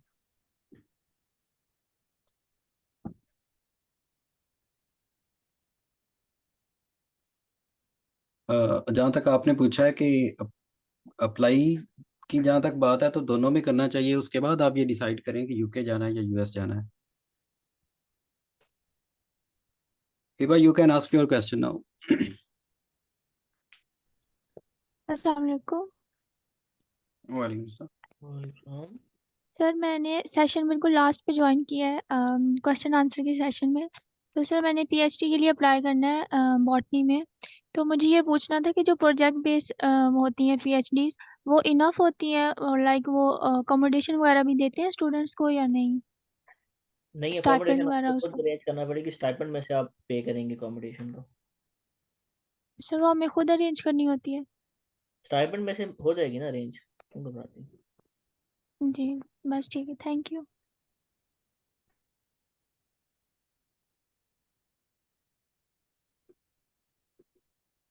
Okay, Zeeb, you can ask your question now.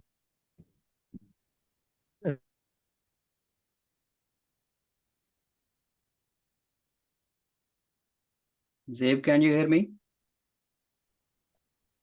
Yes sir, yes sir. Please ask your question. अस्सलाम वालेकुम सर। जैसे प्रिया साजिद ने एक क्वेश्चन किया है कि जब हम पीएचडी के लिए अप्लाई करते हैं सेल्फ फंडेड के लिए या स्कॉलरशिप के लिए यूनिवर्सिटी पोर्टल के ऊपर, तो वो हमें स्कॉलरशिप ऑफर करते हैं। क्या जब हम मास्टर के लिए अप्लाई करते हैं सेल्फ पे अगर करना चाहें तो हमें कुछ परसेंटेज स्कॉलरशिप ऑफर होती है? और आपकी दूसरा ग्रेड्स की क्वेश्चन। बुनियाद पे, आपकी ग्रेड्स की बेस पे आपको कुछ ना कुछ वो फीस में दे देते हैं, कट दे देते हैं। जी थैंक यू।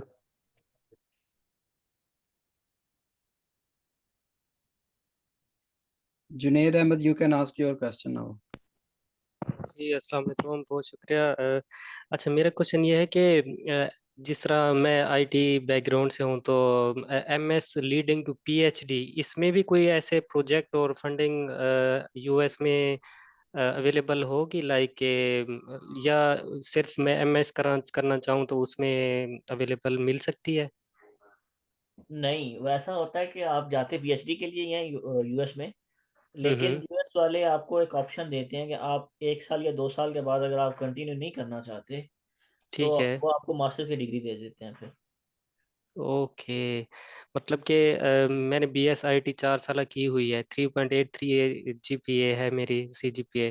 तो मैं मतलब PhD MS leading to PhD apply कर दूं, वहाँ पे जाके अगर कंटिन्यू करना है तो ठीक है, नहीं तो फिर 2 साल की मास्टर की डिग्री मिलेगी ऐसे? मास्टर्स लीडिंग टू पीएचडी का कोई चक्कर नहीं होता यूएस में, सिर्फ पीएचडी वो कहते हैं।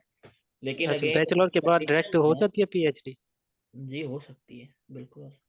ओके ओके ओके, ठीक है, थैंक यू। यही मेरा क्वेश्चन था। जी अफसा, आप सवाल पूछ सकते हैं आप।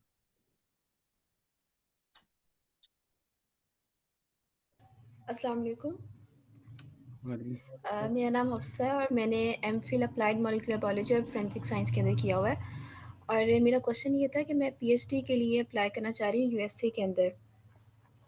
तो एक तो मैंने एक यूनिवर्सिटी में अप्लाई करने के लिए उसकी एप्लीकेशन फॉर्म में मैंने देखा, तो उसमें राइटिंग सैंपल का एक रिक्वायरमेंट थी, मुझे उसका आइडिया नहीं है। क्या आप मुझे बता सकते हैं वो क्या होता है? वो मैंडेटरी नहीं है, वो राइटिंग सैंपल इज आपका थीसिस भी हो सकता है, आपका कोई पेपर भी हो सकता है।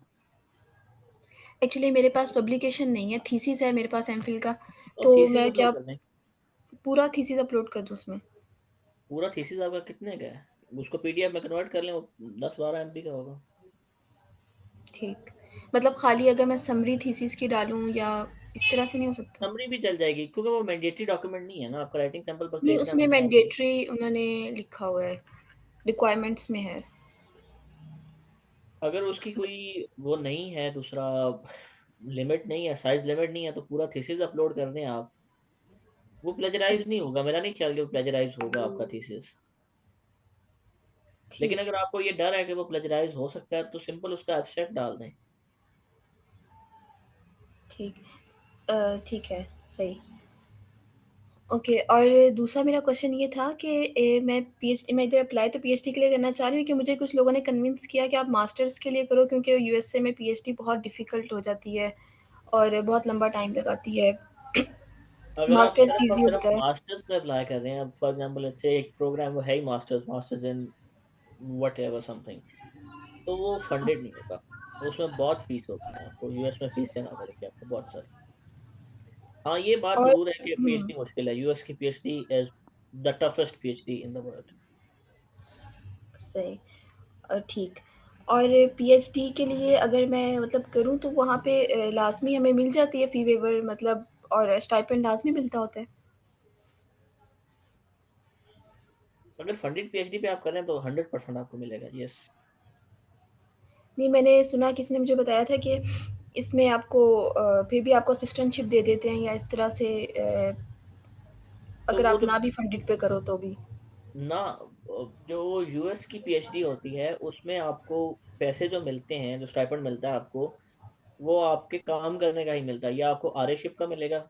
मतलब अक्सर यूनिवर्सिटीज में ऐसे होता है कि एक सेमेस्टर में आप रिसर्च असिस्टेंट बनते हैं, मतलब आप लैब में रिसर्च, प्रॉपर रिसर्च को देते हैं, और एक ठीक, सेमेस्टर जो एवरी अदर सेमेस्टर होगा वो आपका टीएशिप में गुजरेगा, आप टीचिंग असिस्टेंटशिप करेंगे। तो आपको जितने भी आप 7 साल 6 साल वहाँ पे रहते हैं, आपको हर सेमेस्टर आरएशिप और टीएशिप करना पड़ेगी। फिर आप 5वें साल के बाद जो एडवाइजर्स होते हैं, अक्सर एडवाइजर्स वो आपको टीएशिप से हटा देते हैं, क्योंकि टीएशिप बहुत टाइम लेती है। तो वो ठीक, आपको अपनी पॉकेट से पे करना शुरू कर देते हैं, मतलब टीएशिप के लिए भी जो जो सेमेस्टर आपका टीएशिप में जाना था वो भी आप आर एज एन आर काम करना शुरू करते हैं। तो जो आपको यूएस में पैसे मिलेंगे वो इधर रिसर्च असिस्टेंट के होंगे या टीचिंग असिस्टेंट के होंगे, मतलब वो बिना किसी एक स्पेसिफिक टाइटल के आपको पैसे नहीं मिलेंगे। ये अगर स्टाइपेंड भी मिल रहा है या फिर विदाउट स्टाइपेंड वाली जो होगी ये पीएचडी में? स्टाइपेंड ही होगा, आप अपने स्टाइपेंड के लिए बेसिकली काम करते हैं हर सेमेस्टर, या आप वो research assistant as a research assistant काम करते हैं, या आप एज अ टीचिंग असिस्टेंट काम करते हैं, तो आपको हर सेमेस्टर में कुछ ना कुछ काम करना पड़ता है। ठीक। और एक और क्वेश्चन था मेरा कि मेरे पास पब्लिकेशन नहीं है और इतने ज़्यादा रिलेटेड कोर्सेज या इंटर्नशिप्स वगैरह नहीं है, तो ये चीज़ें मैटर करती हैं आगे पीएचडी के एडमिशन के लिए?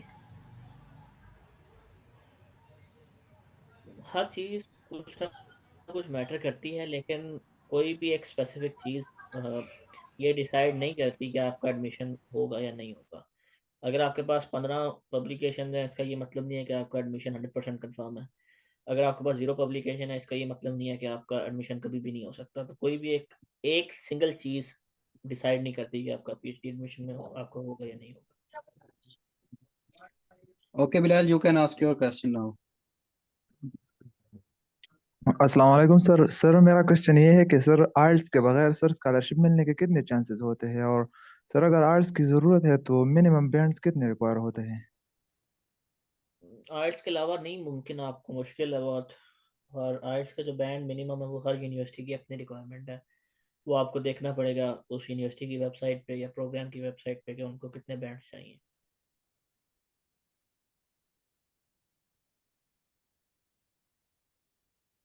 Next.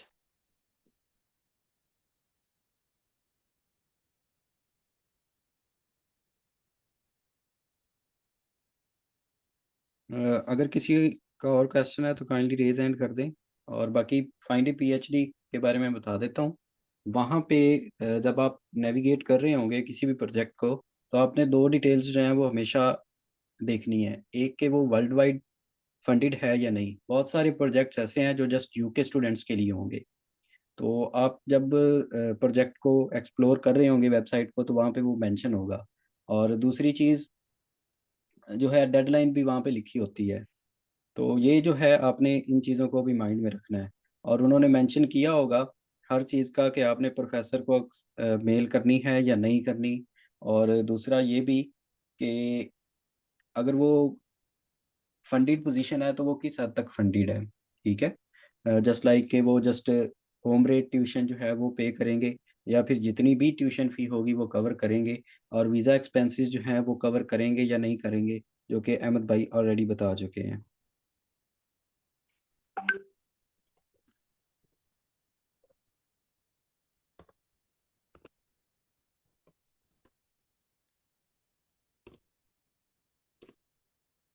Fiza iPhone can ask your question.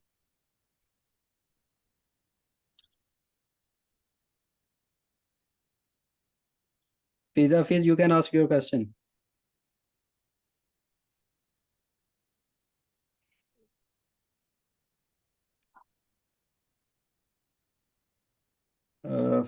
Numan Hussain, you can ask your question now.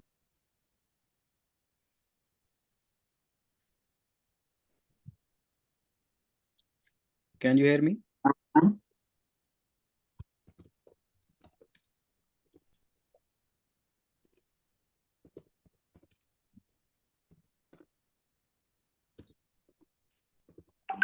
Ali Hamza, you can ask your question.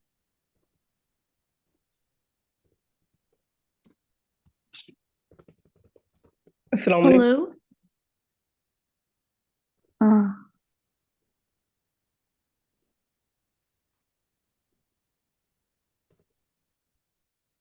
I have unmuted you. Kindly check again.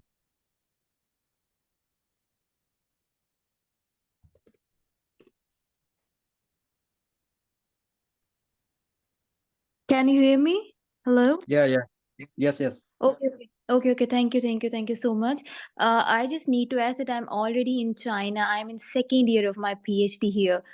I want to apply it in UK and I have tried so many times. My question is that should I mention this that I'm already on a PhD or a fully funded scholarship, or I should trick them like it would have any negative impact on me, like I'm already in a PhD and I'm skipping from here and want to go somewhere else. So can you please tell me, should I or not? Well, this is, of course, a very negative point that you're already on a PhD scholarship or fellowship, and you want to abandon that PhD funding funded position and go for another one. It actually gives an impression that basically, if you're dumping one PhD position, you can dump them as well. That's a very common Yes. thing.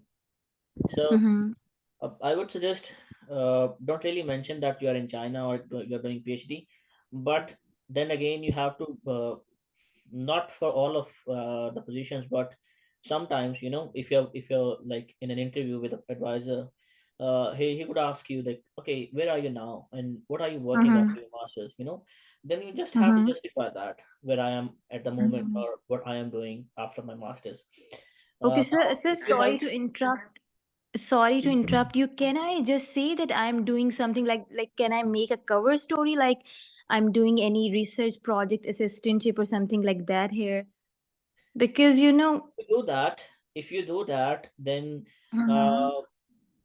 basically the uh, like the recommendation letters work in that way. Like if you would look at US funded positions, or like if you start your applications for a US application, they ask for a specific recommendation letter from your terminal advisor, right? Now your terminal advisor, like if you're working on a research project and you're applying for a US, then your terminal advisor or your most recent contact will be that professor that you're working with at the moment, either this is a research project or something else. Now I have seen some students who are applying from China and their advisors are so cool. They actually encourage, okay, you want to apply for a PhD, apply for a PhD and just say you are a research assistant here.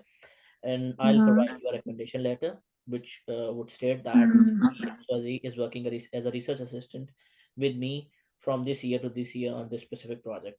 So if your advisor is cool with that, just talk with him, ask him that I want to do a PhD. Are you going to support me or not? Mostly they're going to be not supported, but Exactly. you never know. I actually didn't apply for USA. I always try to hit up on UK, but unfortunately I couldn't crack even a one interview. So I was just trying to do that. This is something that I really want to emphasize, और मैं उर्दू में बात करूंगा ताकि लोग ज्यादा समझ सकें मुझे कि जो इंटरव्यू के स्किल है ना, अगर आप मुझसे पूछेंगे कि भाई सबसे ज्यादा चीज क्या वेटेज रखती है स्कॉलरशिप में, तो मेरा सिंगल हैंडेडली एक ही जवाब होगा, कम्युनिकेशन स्किल्स। कम्युनिकेशन स्किल्स पाकिस्तानियों में बहुत बुरी हैं अनफॉर्चुनेटली। मतलब कम्युनिकेट करना जब आप सीख जाते हैं ना, कोई एडवाइजर बैठा है, प्रोफेसर बैठा है, कोई भी बैठा है, जब आप उससे बात कर सकते हैं, कम्युनिकेट कर सकते हैं उसके साथ, और मतलब कि इवन दिस लाइक अगर आप ईमेल भी लिख रहे हैं वो भी एक कम्युनिकेशन है, अगर आप उसको मैसेज कर रहे हैं वो भी कम्युनिकेशन है, अगर आप 1-on-1 उसके साथ मीटिंग कर रहे हैं फेस टू फेस या जूम पे या कहीं पे भी, आपकी कम्युनिकेशन मैटर करती है कि आप अपनी स्टोरी कैसे बताते हैं अगले को, आप अपने आप को रिप्रेजेंट या प्रेजेंट कैसे कर रहे हैं। तो सिंगल हैंडेडली अगर मुझसे कोई पूछेगा ना कि सबसे ज़्यादा अहम चीज़ क्या है स्कॉलरशिप में या कोई भी एक पोजीशन क्रैक करने में, मैं हमेशा उसको ये कहूँगा योर कम्युनिकेशन स्किल्स। क्योंकि अगर आप इंटरव्यू के लिए इनवाइटेड भी हैं, like for example let's say somebody has invited you for an interview और वहाँ पे आप कुछ बोल ही नहीं सके, वो आपसे पूछ रहा है tell me about yourself, tell me about your research project, और आप वहाँ पे कुछ बोल ही नहीं सके, आप इफेक्टिवली कम्युनिकेट ही नहीं कर सके कि मेरा प्रोजेक्ट क्या था, वो कितना अहम था, बेशक उसकी जीरो वैल्यू हो, लेकिन आपने तो उसको ऐसे बताना है ना कि भाई दुनिया जहान का काम मैंने कर दिया। बेशक आपकी चीज़ इतने को खास मान्यता रखती हो, लेकिन आपने बताना है, उसको एक्सप्लेन करना है। तो communication skill is something that we have to really work on. So ये जितने भी लोग मुझे सुन रहे हैं, अपनी कम्युनिकेशन स्किल्स पे काम करें, अपनी स्टोरी डेवलपमेंट पे काम करें। मैं जितने भी लेटर्स पढ़ता हूँ, मोटिवेशन लेटर हो गया, SOP हो गया, मैं कुछ भी पढ़ता हूँ, उसमें स्टोरी डेवलपमेंट नहीं है, उसमें मतलब स्टोरी के पीसेस हैं, मतलब स्टोरी के पीसेस हैं कि पॉइंट A से लोग चीज़ शुरू करते हैं, फिर पॉइंट D पे चले जाते हैं, B और C को खा जाते हैं, फिर D पॉइंट से Y पॉइंट पे चले जाते हैं, फिर Y पॉइंट से वापस B पे आ जाते हैं, फिर B से Z पे चले जाते हैं, जंप करते रहते हैं आइडियाज में, कोहेजन नहीं है उनकी एक स्टोरी में, उनकी स्टोरी इंटरेस्टिंग नहीं है। तो अपनी स्टोरी टेलिंग पे काम करें, अपनी रिसर्च अपनी कम्युनिकेशन स्किल्स पे काम करें, तो बहुत अच्छी बात हो जाएगी फिर। जी वलीद इमाम, आप अपना सवाल पूछ सकते हैं।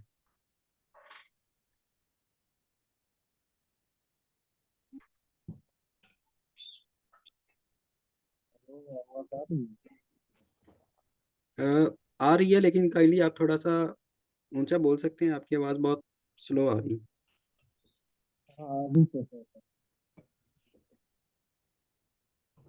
माइक के करीब जरा होके बात करें। आ रही है? जी अब सही है। सर मैं पूछ रहा था कि ये USA और जो भी अदर इंग्लिश कंट्रीज है ना, यहाँ आइलेट्स की रिक्वायरमेंट क्या है, किस हिसाब से? हर यूनिवर्सिटी की, हर प्रोग्राम की अपनी रिक्वायरमेंट है, जिस पे आप अप्लाई कर रहे हैं उस प्रोग्राम को देखें और उसके रिक्वायरमेंट को फुलफिल करें। अगर उन्होंने 6 बैंड्स मांगे हैं, 6 दे दें, अगर उन्होंने 7 मांगे हैं, आपको 7 देने पड़ेंगे, अगर उन्होंने 8 मांगे हैं तो आपको 8 देने पड़ेंगे। जी बुशरा, आप अपना सवाल पूछ सकती हैं।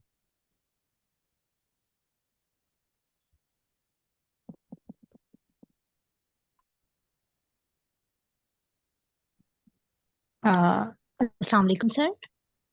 वालेकुम सलाम। Sir I have this question कि अगर हम स्कॉलरशिप पे स्पाउस के साथ अप्लाई करते हैं तो यूके में क्या ये परमिशन है इसकी? टॉट प्रोग्राम में होगी या फिर रिसर्च बेस में? पीएचडी के लिए, मास्टर्स के लिए after bachelors?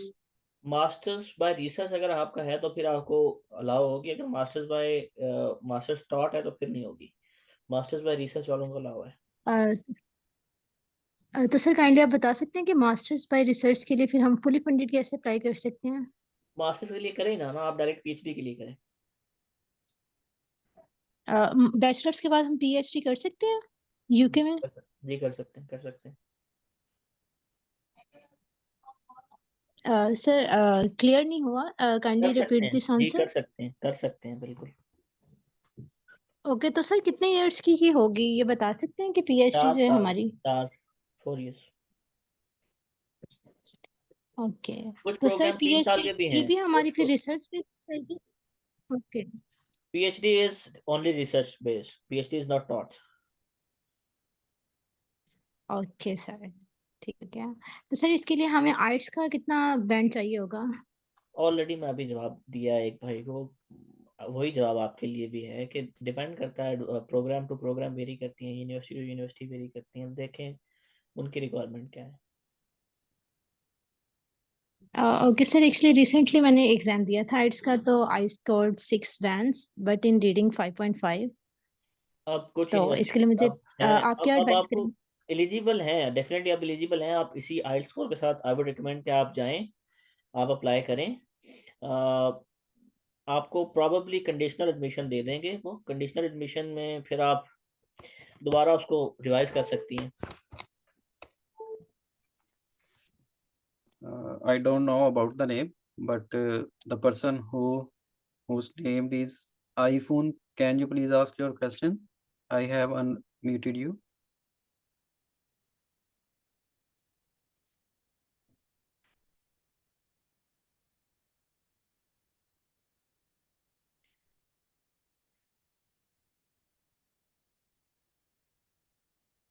Okay, Numan, you can ask your question. जी अस्सलाम वालेकुम। वालेकुम सलाम।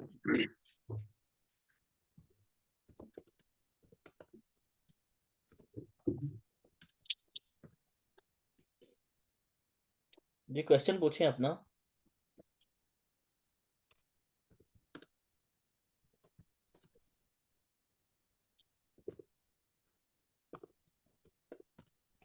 हेलो।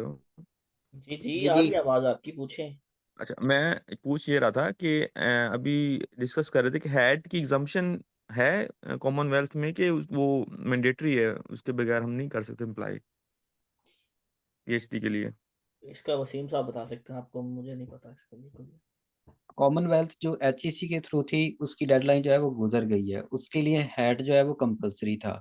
अब जो रिसेंटली अनाउंस हुई है वो कॉमनवेल्थ शेयर्ड स्कॉलरशिप है, उसके लिए हाँ जो हाँ। हैट है वो नहीं रिक्वायर।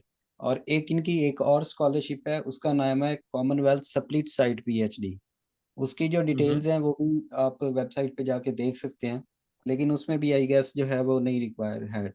लेकिन आप इस तरह करें, स्कॉलरशिप नेटवर्क में जाके स्प्लिट साइड PhD लिखेंगे तो आपको सारी इन्फॉर्मेशन वहाँ से मिल जाएगी। बहुत से लोगों ने इस पे ऑलरेडी पोस्ट जो है वो शेयर की हुई है। ये जो ग्रुप है स्कॉलरशिप नेटवर्क का हाफिज पे। जी जी, फेसबुक पे ग्रुप है, वकार हाँ हाँ बेग साहब ने बनाया होगा। ठीक हो, बेहतर हो। Thank you.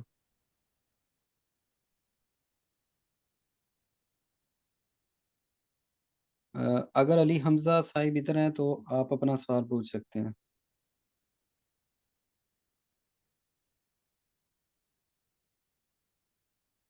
और ये आईफोन वाले भाई अगर इधर हैं तो वो भी पूछ सकते हैं।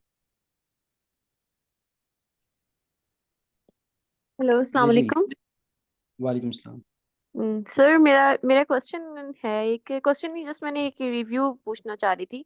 एक्चुअली मैं ये सेशन नहीं अटेंड कर पा रही, तो मैंने पूछना चाह रही थी कि आपने किस स्कॉलरशिप्स के बारे में बताया। छोटा था जस्ट एक, आप मुझे थोड़ा सा बता दें कि किस बारे में आपने बताया था सेशन। यूएस के आपको लिए इसकी और यूके रिकॉर्ड के लिए। आपको इसकी रिकॉर्डिंग मिल जाएगी, तो आप सारा सेशन जो है वो देख सकते हैं। जी फारूक भाई, आप अपना सवाल पूछ लें।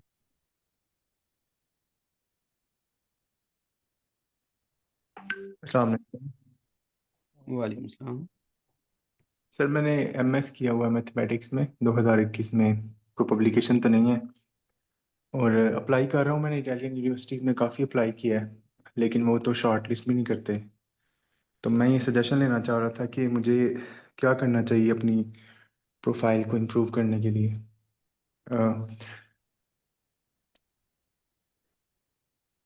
मेरा ख्याल है वो तो इटली वाले तो देते हैं ना आपको ब्रेक डाउन आपके स्कोर का, कि आप कितने नंबर मिले हैं सीवी में से, या कितने नंबर मिले हैं आपका मोटिवेशन लेटर, मुझे एग्जैक्ट नहीं पता, लेकिन वो ब्रेक डाउन देते हैं मेरा जी ख्याल है जी ना आपके प्रॉपर स्कोर्स का। तो जी जी आपको देते उससे हैं। आइडिया हो जाएगा कि आपकी क्या चीज़ है वो, क्या चीज़ आपकी मतलब ज़्यादा अच्छी नहीं है। अगर आपको 5 में से 0 नंबर दे रहे हैं सीवी में, तो डेफिनेटली आपको अपनी सीवी पे काम करना चाहिए। अगर 5 में से 2 नंबर मिल रहे हैं आपको रिकमेंडेशन लेटर्स में से, तो उस पर काम करना चाहिए। अगर 5 या 10-15 में से 3-4 नंबर आपको मिल रहे हैं उसमें रिसर्च प्रपोजल के लिए, तो आपको उसके लिए काम करना चाहिए। वो तो प्रॉपर आपको बता देते हैं ना कि आप मतलब किस में कितने नंबर लिए हैं आपने। ठीक है, शुक्रिया।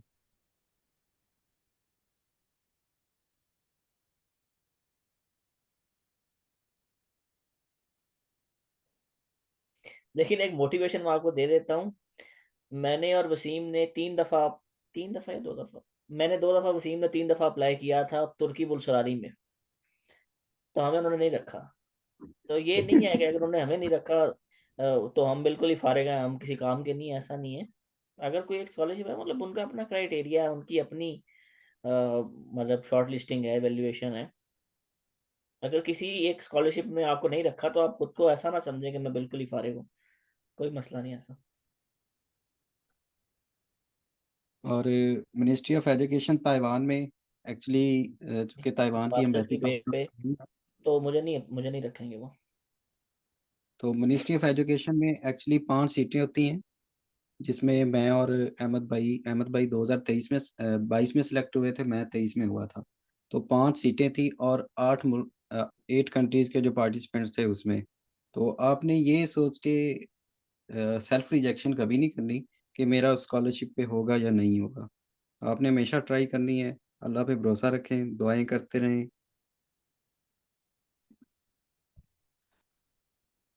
बुशरा मनीर, आप अपना सवाल पूछ सकती हैं, आपने दोबारा रेज हैंड किया है।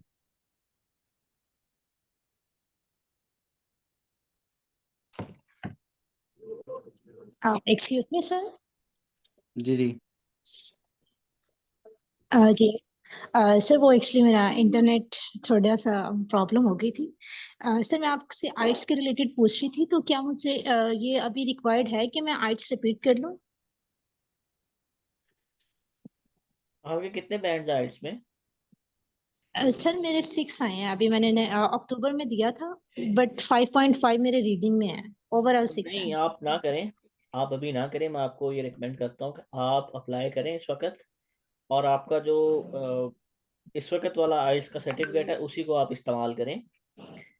और आप ओके। साथ में उसका जो कोऑर्डिनेटर है ना प्रोग्राम का, उसको आप ईमेल कर दें। उसको आप बोलें कि ये रिक्वायरमेंट है, लेकिन मेरे इतने बैंड्स आए थे, मैंने दिया, तो अभी टाइम नहीं है मेरे पास ना, अभी मेरे पास टाइम नहीं है। लेकिन अगर मुझे कंडीशनल एडमिशन मिलता है, तो मैं आपको आइल्स जो है वो रिवाइज करके दे दूंगी। तो वो आपकी बात 100% मान जाएंगे, क्योंकि ऑलरेडी आपके पास है आइल्स सर्टिफिकेट, कुछ ना कुछ तो है ना आपके पास। तो उसी को लेके चलें, उसी को इस्तेमाल करें। इस वक्त ना दें, लेकिन आगे चल के आपको रिवाइज करना पड़ेगा। ओके सर, तो ये लाइक इसका एप्लीकेशन की डेडलाइन कब तक है कि हम पीएचडी के लिए अप्लाई कर सकते हैं? मुख्तलिफ डेडलाइन हैं, हर यूनिवर्सिटी की डेडलाइन मुख्तलिफ है।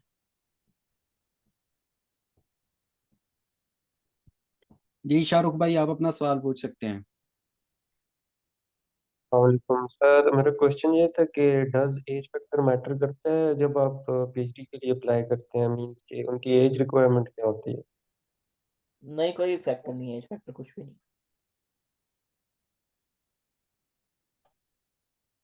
अली हमजा, अगर आप इधर हैं तो आप अपना सवाल पूछ सकते हैं। और अस्सलाम अली वालेकुम हमजा सर। टाइम। वालेकुम सलाम। सर आवाज आ रही?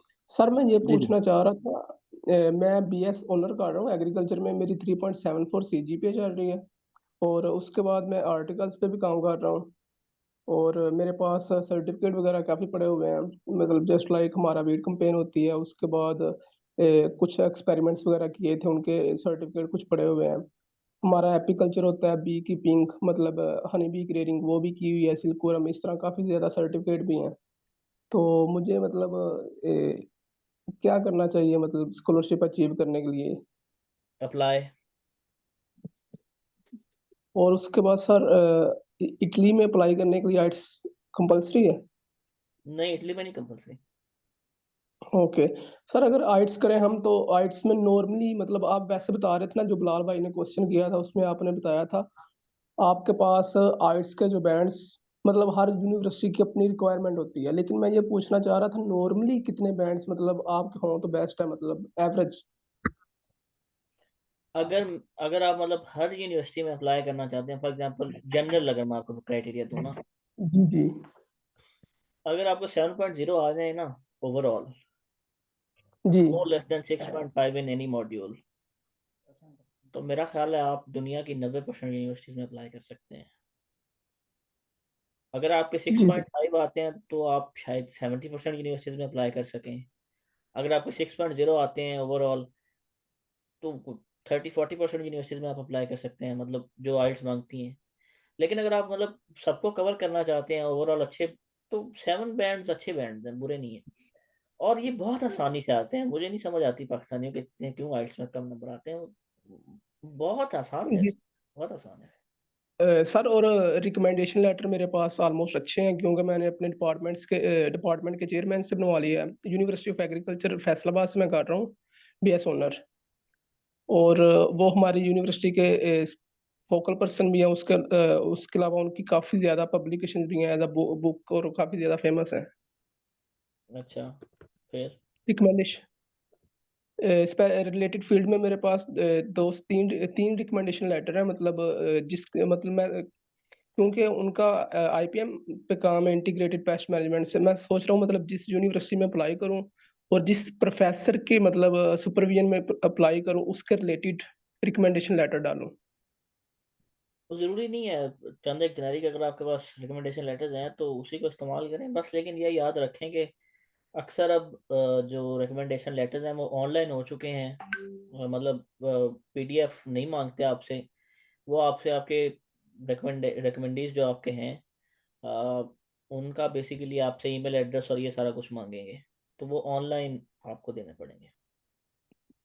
सर वो लेटर में ऑलरेडी ऐड किया हुआ है, मतलब उनकी मेल वगैरह हर चीज़। तो ठीक है।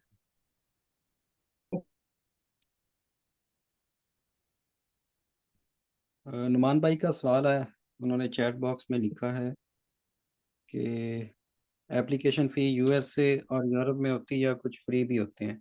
तो इसमें ये यूएस में कुछ बहुत सारी यूनिवर्सिटीज़ ऐसी भी हैं टॉप रैंक को छोड़ के, लेकिन टॉप रैंक में भी कुछ यूनिवर्सिटीज़ ऐसी हैं जिनमें एप्लीकेशन फ़ी नहीं होती। और इसके अलावा इटली में कुछ यूनिवर्सिटीज़ की एप्लीकेशन फ़ी जो है वो पिछले 2-3 सालों तक नहीं थी, लेकिन इस दफ़ा जो है वो बहुत ज़्यादा यूनिवर्सिटीज़ जो हैं, तकरीबन सभी यूनिवर्सिटीज़ जो है वो एप्लीकेशन फ़ी उन्होंने रख दी है। मे बी उनके पास नंबर ऑफ़ एप्लीकेशन ज़्यादा रिसीव हुई हों फ़ीस ना रखने की वजह से। और बाकी स्पेन वगैरह में, डेनमार्क, पुर्तगाल और नॉर्वे वगैरह में इनमें नहीं होती, यूके में भी नहीं होती एप्लीकेशन फ़ीस। तो ये जो एप्लीकेशन फ़ीस होती है और डॉक्यूमेंट्स जो होते हैं, वो वेरी करते हैं। हर कंट्री टू कंट्री और इवन प्रोग्राम टू प्रोग्राम भी यूएस में जो चीज़ें हैं वो वेरी कर रही होती हैं। जैसे अहमद भाई ने कॉर्नेल यूनिवर्सिटी में भी किया था, जो कि इन्होंने एमआईटी में भी किया था, और एमआईटी में इन्होंने इंटरव्यू भी दिया था और इंटरव्यू में वे सिलेक्ट भी हो गए थे। लेकिन उसके बाद कॉर्नेल में जो आइल्स की रिक्वायरमेंट है वो 7.5 है स्पीकिंग में, और जो इंजीनियरिंग वाले स्टूडेंट्स हैं वो मोस्टली जो है उनकी बहुत सारे ऐसे भी हैं कि जब आप टीएशिप के लिए अप्लाई करते हैं तो उनमें कुछ यूनिवर्सिटीज़ की तरफ से 8 बैंड की रिक्वायरमेंट होती है स्पीकिंग में। तो ये डिपेंड करता है कि आप कौन सी कंट्री? कॉर्नेल यूनिवर्सिटी में स्पीकिंग के लिए 8.5 चाहिए थे, 7.5 नहीं चाहिए थे। ओके। उसके बाद can anyone review my CV? जी बिल्कुल, आप सीवी आप हमें भेज सकते हैं, ये हम ईमेल मेंशन कर रहे हैं एवरीवन के लिए। इसके अलावा अहमद अहमद भाई ग्रुप में भी हम देखेंगे, तो ये ईमेल हमने मेंशन की है, आप इसमें फाइनेंशियल स्ट्रांग होना मस्ट है यूएस या यूके से पीएचडी करने के लिए। नहीं, क्योंकि अहमद भाई इस पे ऑलरेडी बात कर चुके हैं कि बैंक स्टेटमेंट जो है ना यूके में चाहिए ना यूएसए में चाहिए, कनाडा में भी नहीं चाहिए और ऑस्ट्रेलिया में भी नहीं चाहिए। अगर आपके पास जो है वो स्कॉलरशिप होगी, फंडेड पोजीशन होगी, तो उसके लिए किसी भी इंग्लिश स्पीकिंग कंट्रीज में आपको बैंक स्टेटमेंट है वो रिक्वायरमेंट नहीं होती। 3 मिनट हमारे पास और हैं, इसके बाद जो है व्हाट्सएप 3 ग्रुप मिनट लिंक में तो सेंड मैं कर। आखिर में थोड़ा सा कंक्लूड कर देता हूँ क्योंकि शायद टाइम नहीं है मेरे पास। तो जी जी। कंक्लूजन आज के सेशन की ये है कि खुद को सेल्फ रिजेक्ट ना करें, आगे की ना सोचें। एक उर्दू की मिसाल है, अंधे को अंधेरे में बड़ी दूर की सूझी। तो बड़ा ज़्यादा दूर की ना सोचा करें कि पता नहीं क्या होगा, फिलहाल जो स्टेप बाय स्टेप चलें। अगर आप बैचलर्स में हैं, मास्टर्स करना चाहते हैं तो पीएचडी का ना सोचें, फिर मास्टर्स कहीं पे अप्लाई करें। अगर आप पीएचडी कर रहे हैं या करना चाहते हैं तो जॉब का ना सोचें, फिलहाल पीएचडी पूरी कर लें। पीएचडी मिल गई, आप अगर पीएचडी मिल गई है तो मालिक के ज़ात है, वो जॉब भी दे ही देगी कोई ना कोई। तो ज़्यादा दूर का ना सोचें, स्टेप बाय स्टेप चलें, खुद को सेल्फ रिजेक्ट ना करें, खुद की कम्युनिकेशन स्किल्स पे काम करें। कम्युनिकेशन स्किल्स हद से ज़्यादा ज़रूरी हैं किसी भी चीज़ को कंकर करने के लिए। हद से ज़्यादा ज़रूरी जो है वो आपकी कम्युनिकेशन स्किल्स हैं। खुद को वो स्ट्रांग रखें कम्युनिकेशन स्किल्स अपनी। बाकी ईमेल एड्रेस आप मेरा मैंने मुतअद्दिद दफ़ा मेंशन किया है, अभी भी ग्रुप में चैट में कहीं चल रहा होगा। बाकी मैं ये शायद ये ग्रुप कोई और है, मैं इसको ज्वाइन कर लेता हूँ और आप मोस्टली उसी ग्रुप में से आए हैं, तो आपको भी क्वेश्चन हों आप पूछें। हमें वो लोग बड़े पसंद हैं पर्सनली जो कि मेहनत करते हैं लेकिन उनको डायरेक्शन चाहिए सिर्फ, तो डायरेक्शन हम देने के लिए हाजिर हैं आपको। लेकिन अगर आप ये बोलें कि मैं आपके लिए रिकमेंडेशन लेटर लिख के दूंगा या मैं आपको मोटिवेशन लेटर लिख के दूंगा, तो वो कभी भी नहीं ऐसा होगा। वो आप खुद ही लिखेंगे, सिर्फ हम उसको रिव्यू करेंगे, और रिव्यू करने के लिए ऑब्वियसली हम आपके तैयार हैं। आप व्हाट्सएप पे भी कर सकते हैं रब्ता, ईमेल पे भी कर सकते हैं, जैसे आपको आसानी हो। तो ये बस आज का हमारा सेशन था। होपफुली कुछ ना कुछ आपने हासिल किया ही होगा। और जब भी आपने अप्रोच करना है व्हाट्सएप पे या ईमेल पे, तो काइंडली आप अपनी जो क्वेरी है वो प्रॉपर लिख के से शेयर किया करें, जस्ट हाय या अस्सलाम वालेकुम लिख के। मोस्ट ऑफ द टाइम हम जो है वो फिर उसको रिप्लाई नहीं करते, तो अगर आप प्रॉपर वे में हमें अप्रोच करेंगे तो डेफिनेटली हम आपको कंपनसेट करेंगे और जितनी हेल्प आउट हो सकी वो हम करेंगे। ये अब्दुल जब्बार साहब हैं, आई हैव वन क्वेश्चन। तो मैंने आपसे कहा था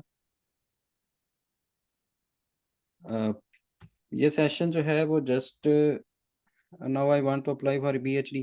तो भाई अगर आपने पीएचडी के लिए अप्लाई करना है तो आप इसका जो है वो सुन लें सेशन, इसकी रिकॉर्डिंग अवेलेबल होगी। And at the and I would like to say thank you to Mr. Ahmed. We were planning actually a long time ago, and then I approached Hamza. After that, उसके बाद हमने ये decide किया कि हम मतलब weekend पे रखेंगे, क्योंकि अहमद भाई भी मसरूफ़ होते हैं वीकडेज में और हम भी आजकल काफ़ी मसरूफ़ हैं। जैसा कि हमजा ने भी मेंशन किया कि वो पीएचडी के लिए सोच रहे हैं। तो इसके अलावा अगर आपका कोई सवाल है तो आप वो हमसे पूछ सकते हैं बाद में, और अपने डॉक्यूमेंट्स रिव्यू के लिए भी आप हमसे कांटेक्ट कर सकते हैं। इंशाल्लाह आपसे इन कांटेक्ट रहेंगे। आज का सेशन इख्तिताम करते हैं। अगर हमजा भाई कुछ ऐड करना चाहते हैं तो काइंडली वो अपने फाइनल रिमार्क्स दे दें।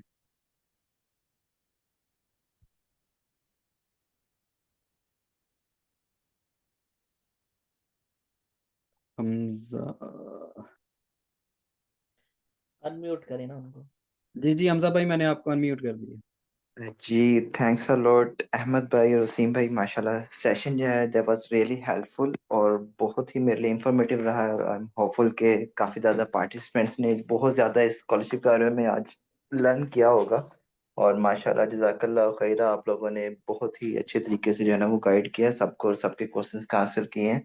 और इंशाल्लाह आई एम होपफुल कि हम भी जो है वो आपको फॉलो करके इंशाल्लाह जल्द कोई पीएचडी की स्कॉलरशिप भी हम भी कोई अप्रोच करेंगे। एक्चुअली स्टिल क्योंकि मेरे पास अभी एक 1 ईयर है इंशाल्लाह, अभी तो थीसिस भी डिसाइड नहीं किया, इसलिए मैं कह रहा था कि इंशाल्लाह फॉर द पीएचडी हम लोगों ने भी देखना है। और थैंक्स अ लॉट, आपने काफ़ी ज़्यादा चीज़ें क्लियर की हैं और कुछ मिसकॉन्सेप्शंस थी स्टूडेंट्स की जो कि कभी सोचते हैं कि हमारे पास रिसर्च वर्क नहीं है, हमारे पास पेपर्स नहीं है, हम लोग क्या करें। तो इस हवाले से यानी कि चीज़ें काफ़ी ज़्यादा जो है वो कन्फ्यूजन कॉज करती हैं। तो बहुत शुक्रिया अहमद, जज़ाकल्लाह। मुझे याद है आप लोगों ने पहले भी एक सेशन दिया था ताइवान स्कॉलरशिप के हवाले से, और स्टिल दोबारा अगेन बहुत खुशी हुई कि 1 साल बाद जो है वो आप लोगों के साथ फिर आप लोग सेशन किया, और माशाल्लाह एक न्यू स्कॉलरशिप के साथ, एक न्यू अपॉर्चुनिटी के साथ। तो जज़ाकल्लाह खैरा आप दोनों का, थैंक्स अ लॉट। नहीं कोई इशू नहीं है, बस वक्त की तरह है। अब तो टाइम का डिफरेंस काफ़ी हो गया। अब मेरा और वसीम का डिफरेंस 8 घंटे का है, तो बड़ा फर्क का टाइम का है बेसिकली। लेकिन हाँ, अक्सर लोगों की ये सेल्फ रिजेक्शन बड़ी कॉमन है पाकिस्तान में, कि वो खुद को खुद रिजेक्ट करते हैं कि मुझे कौन रखेगा।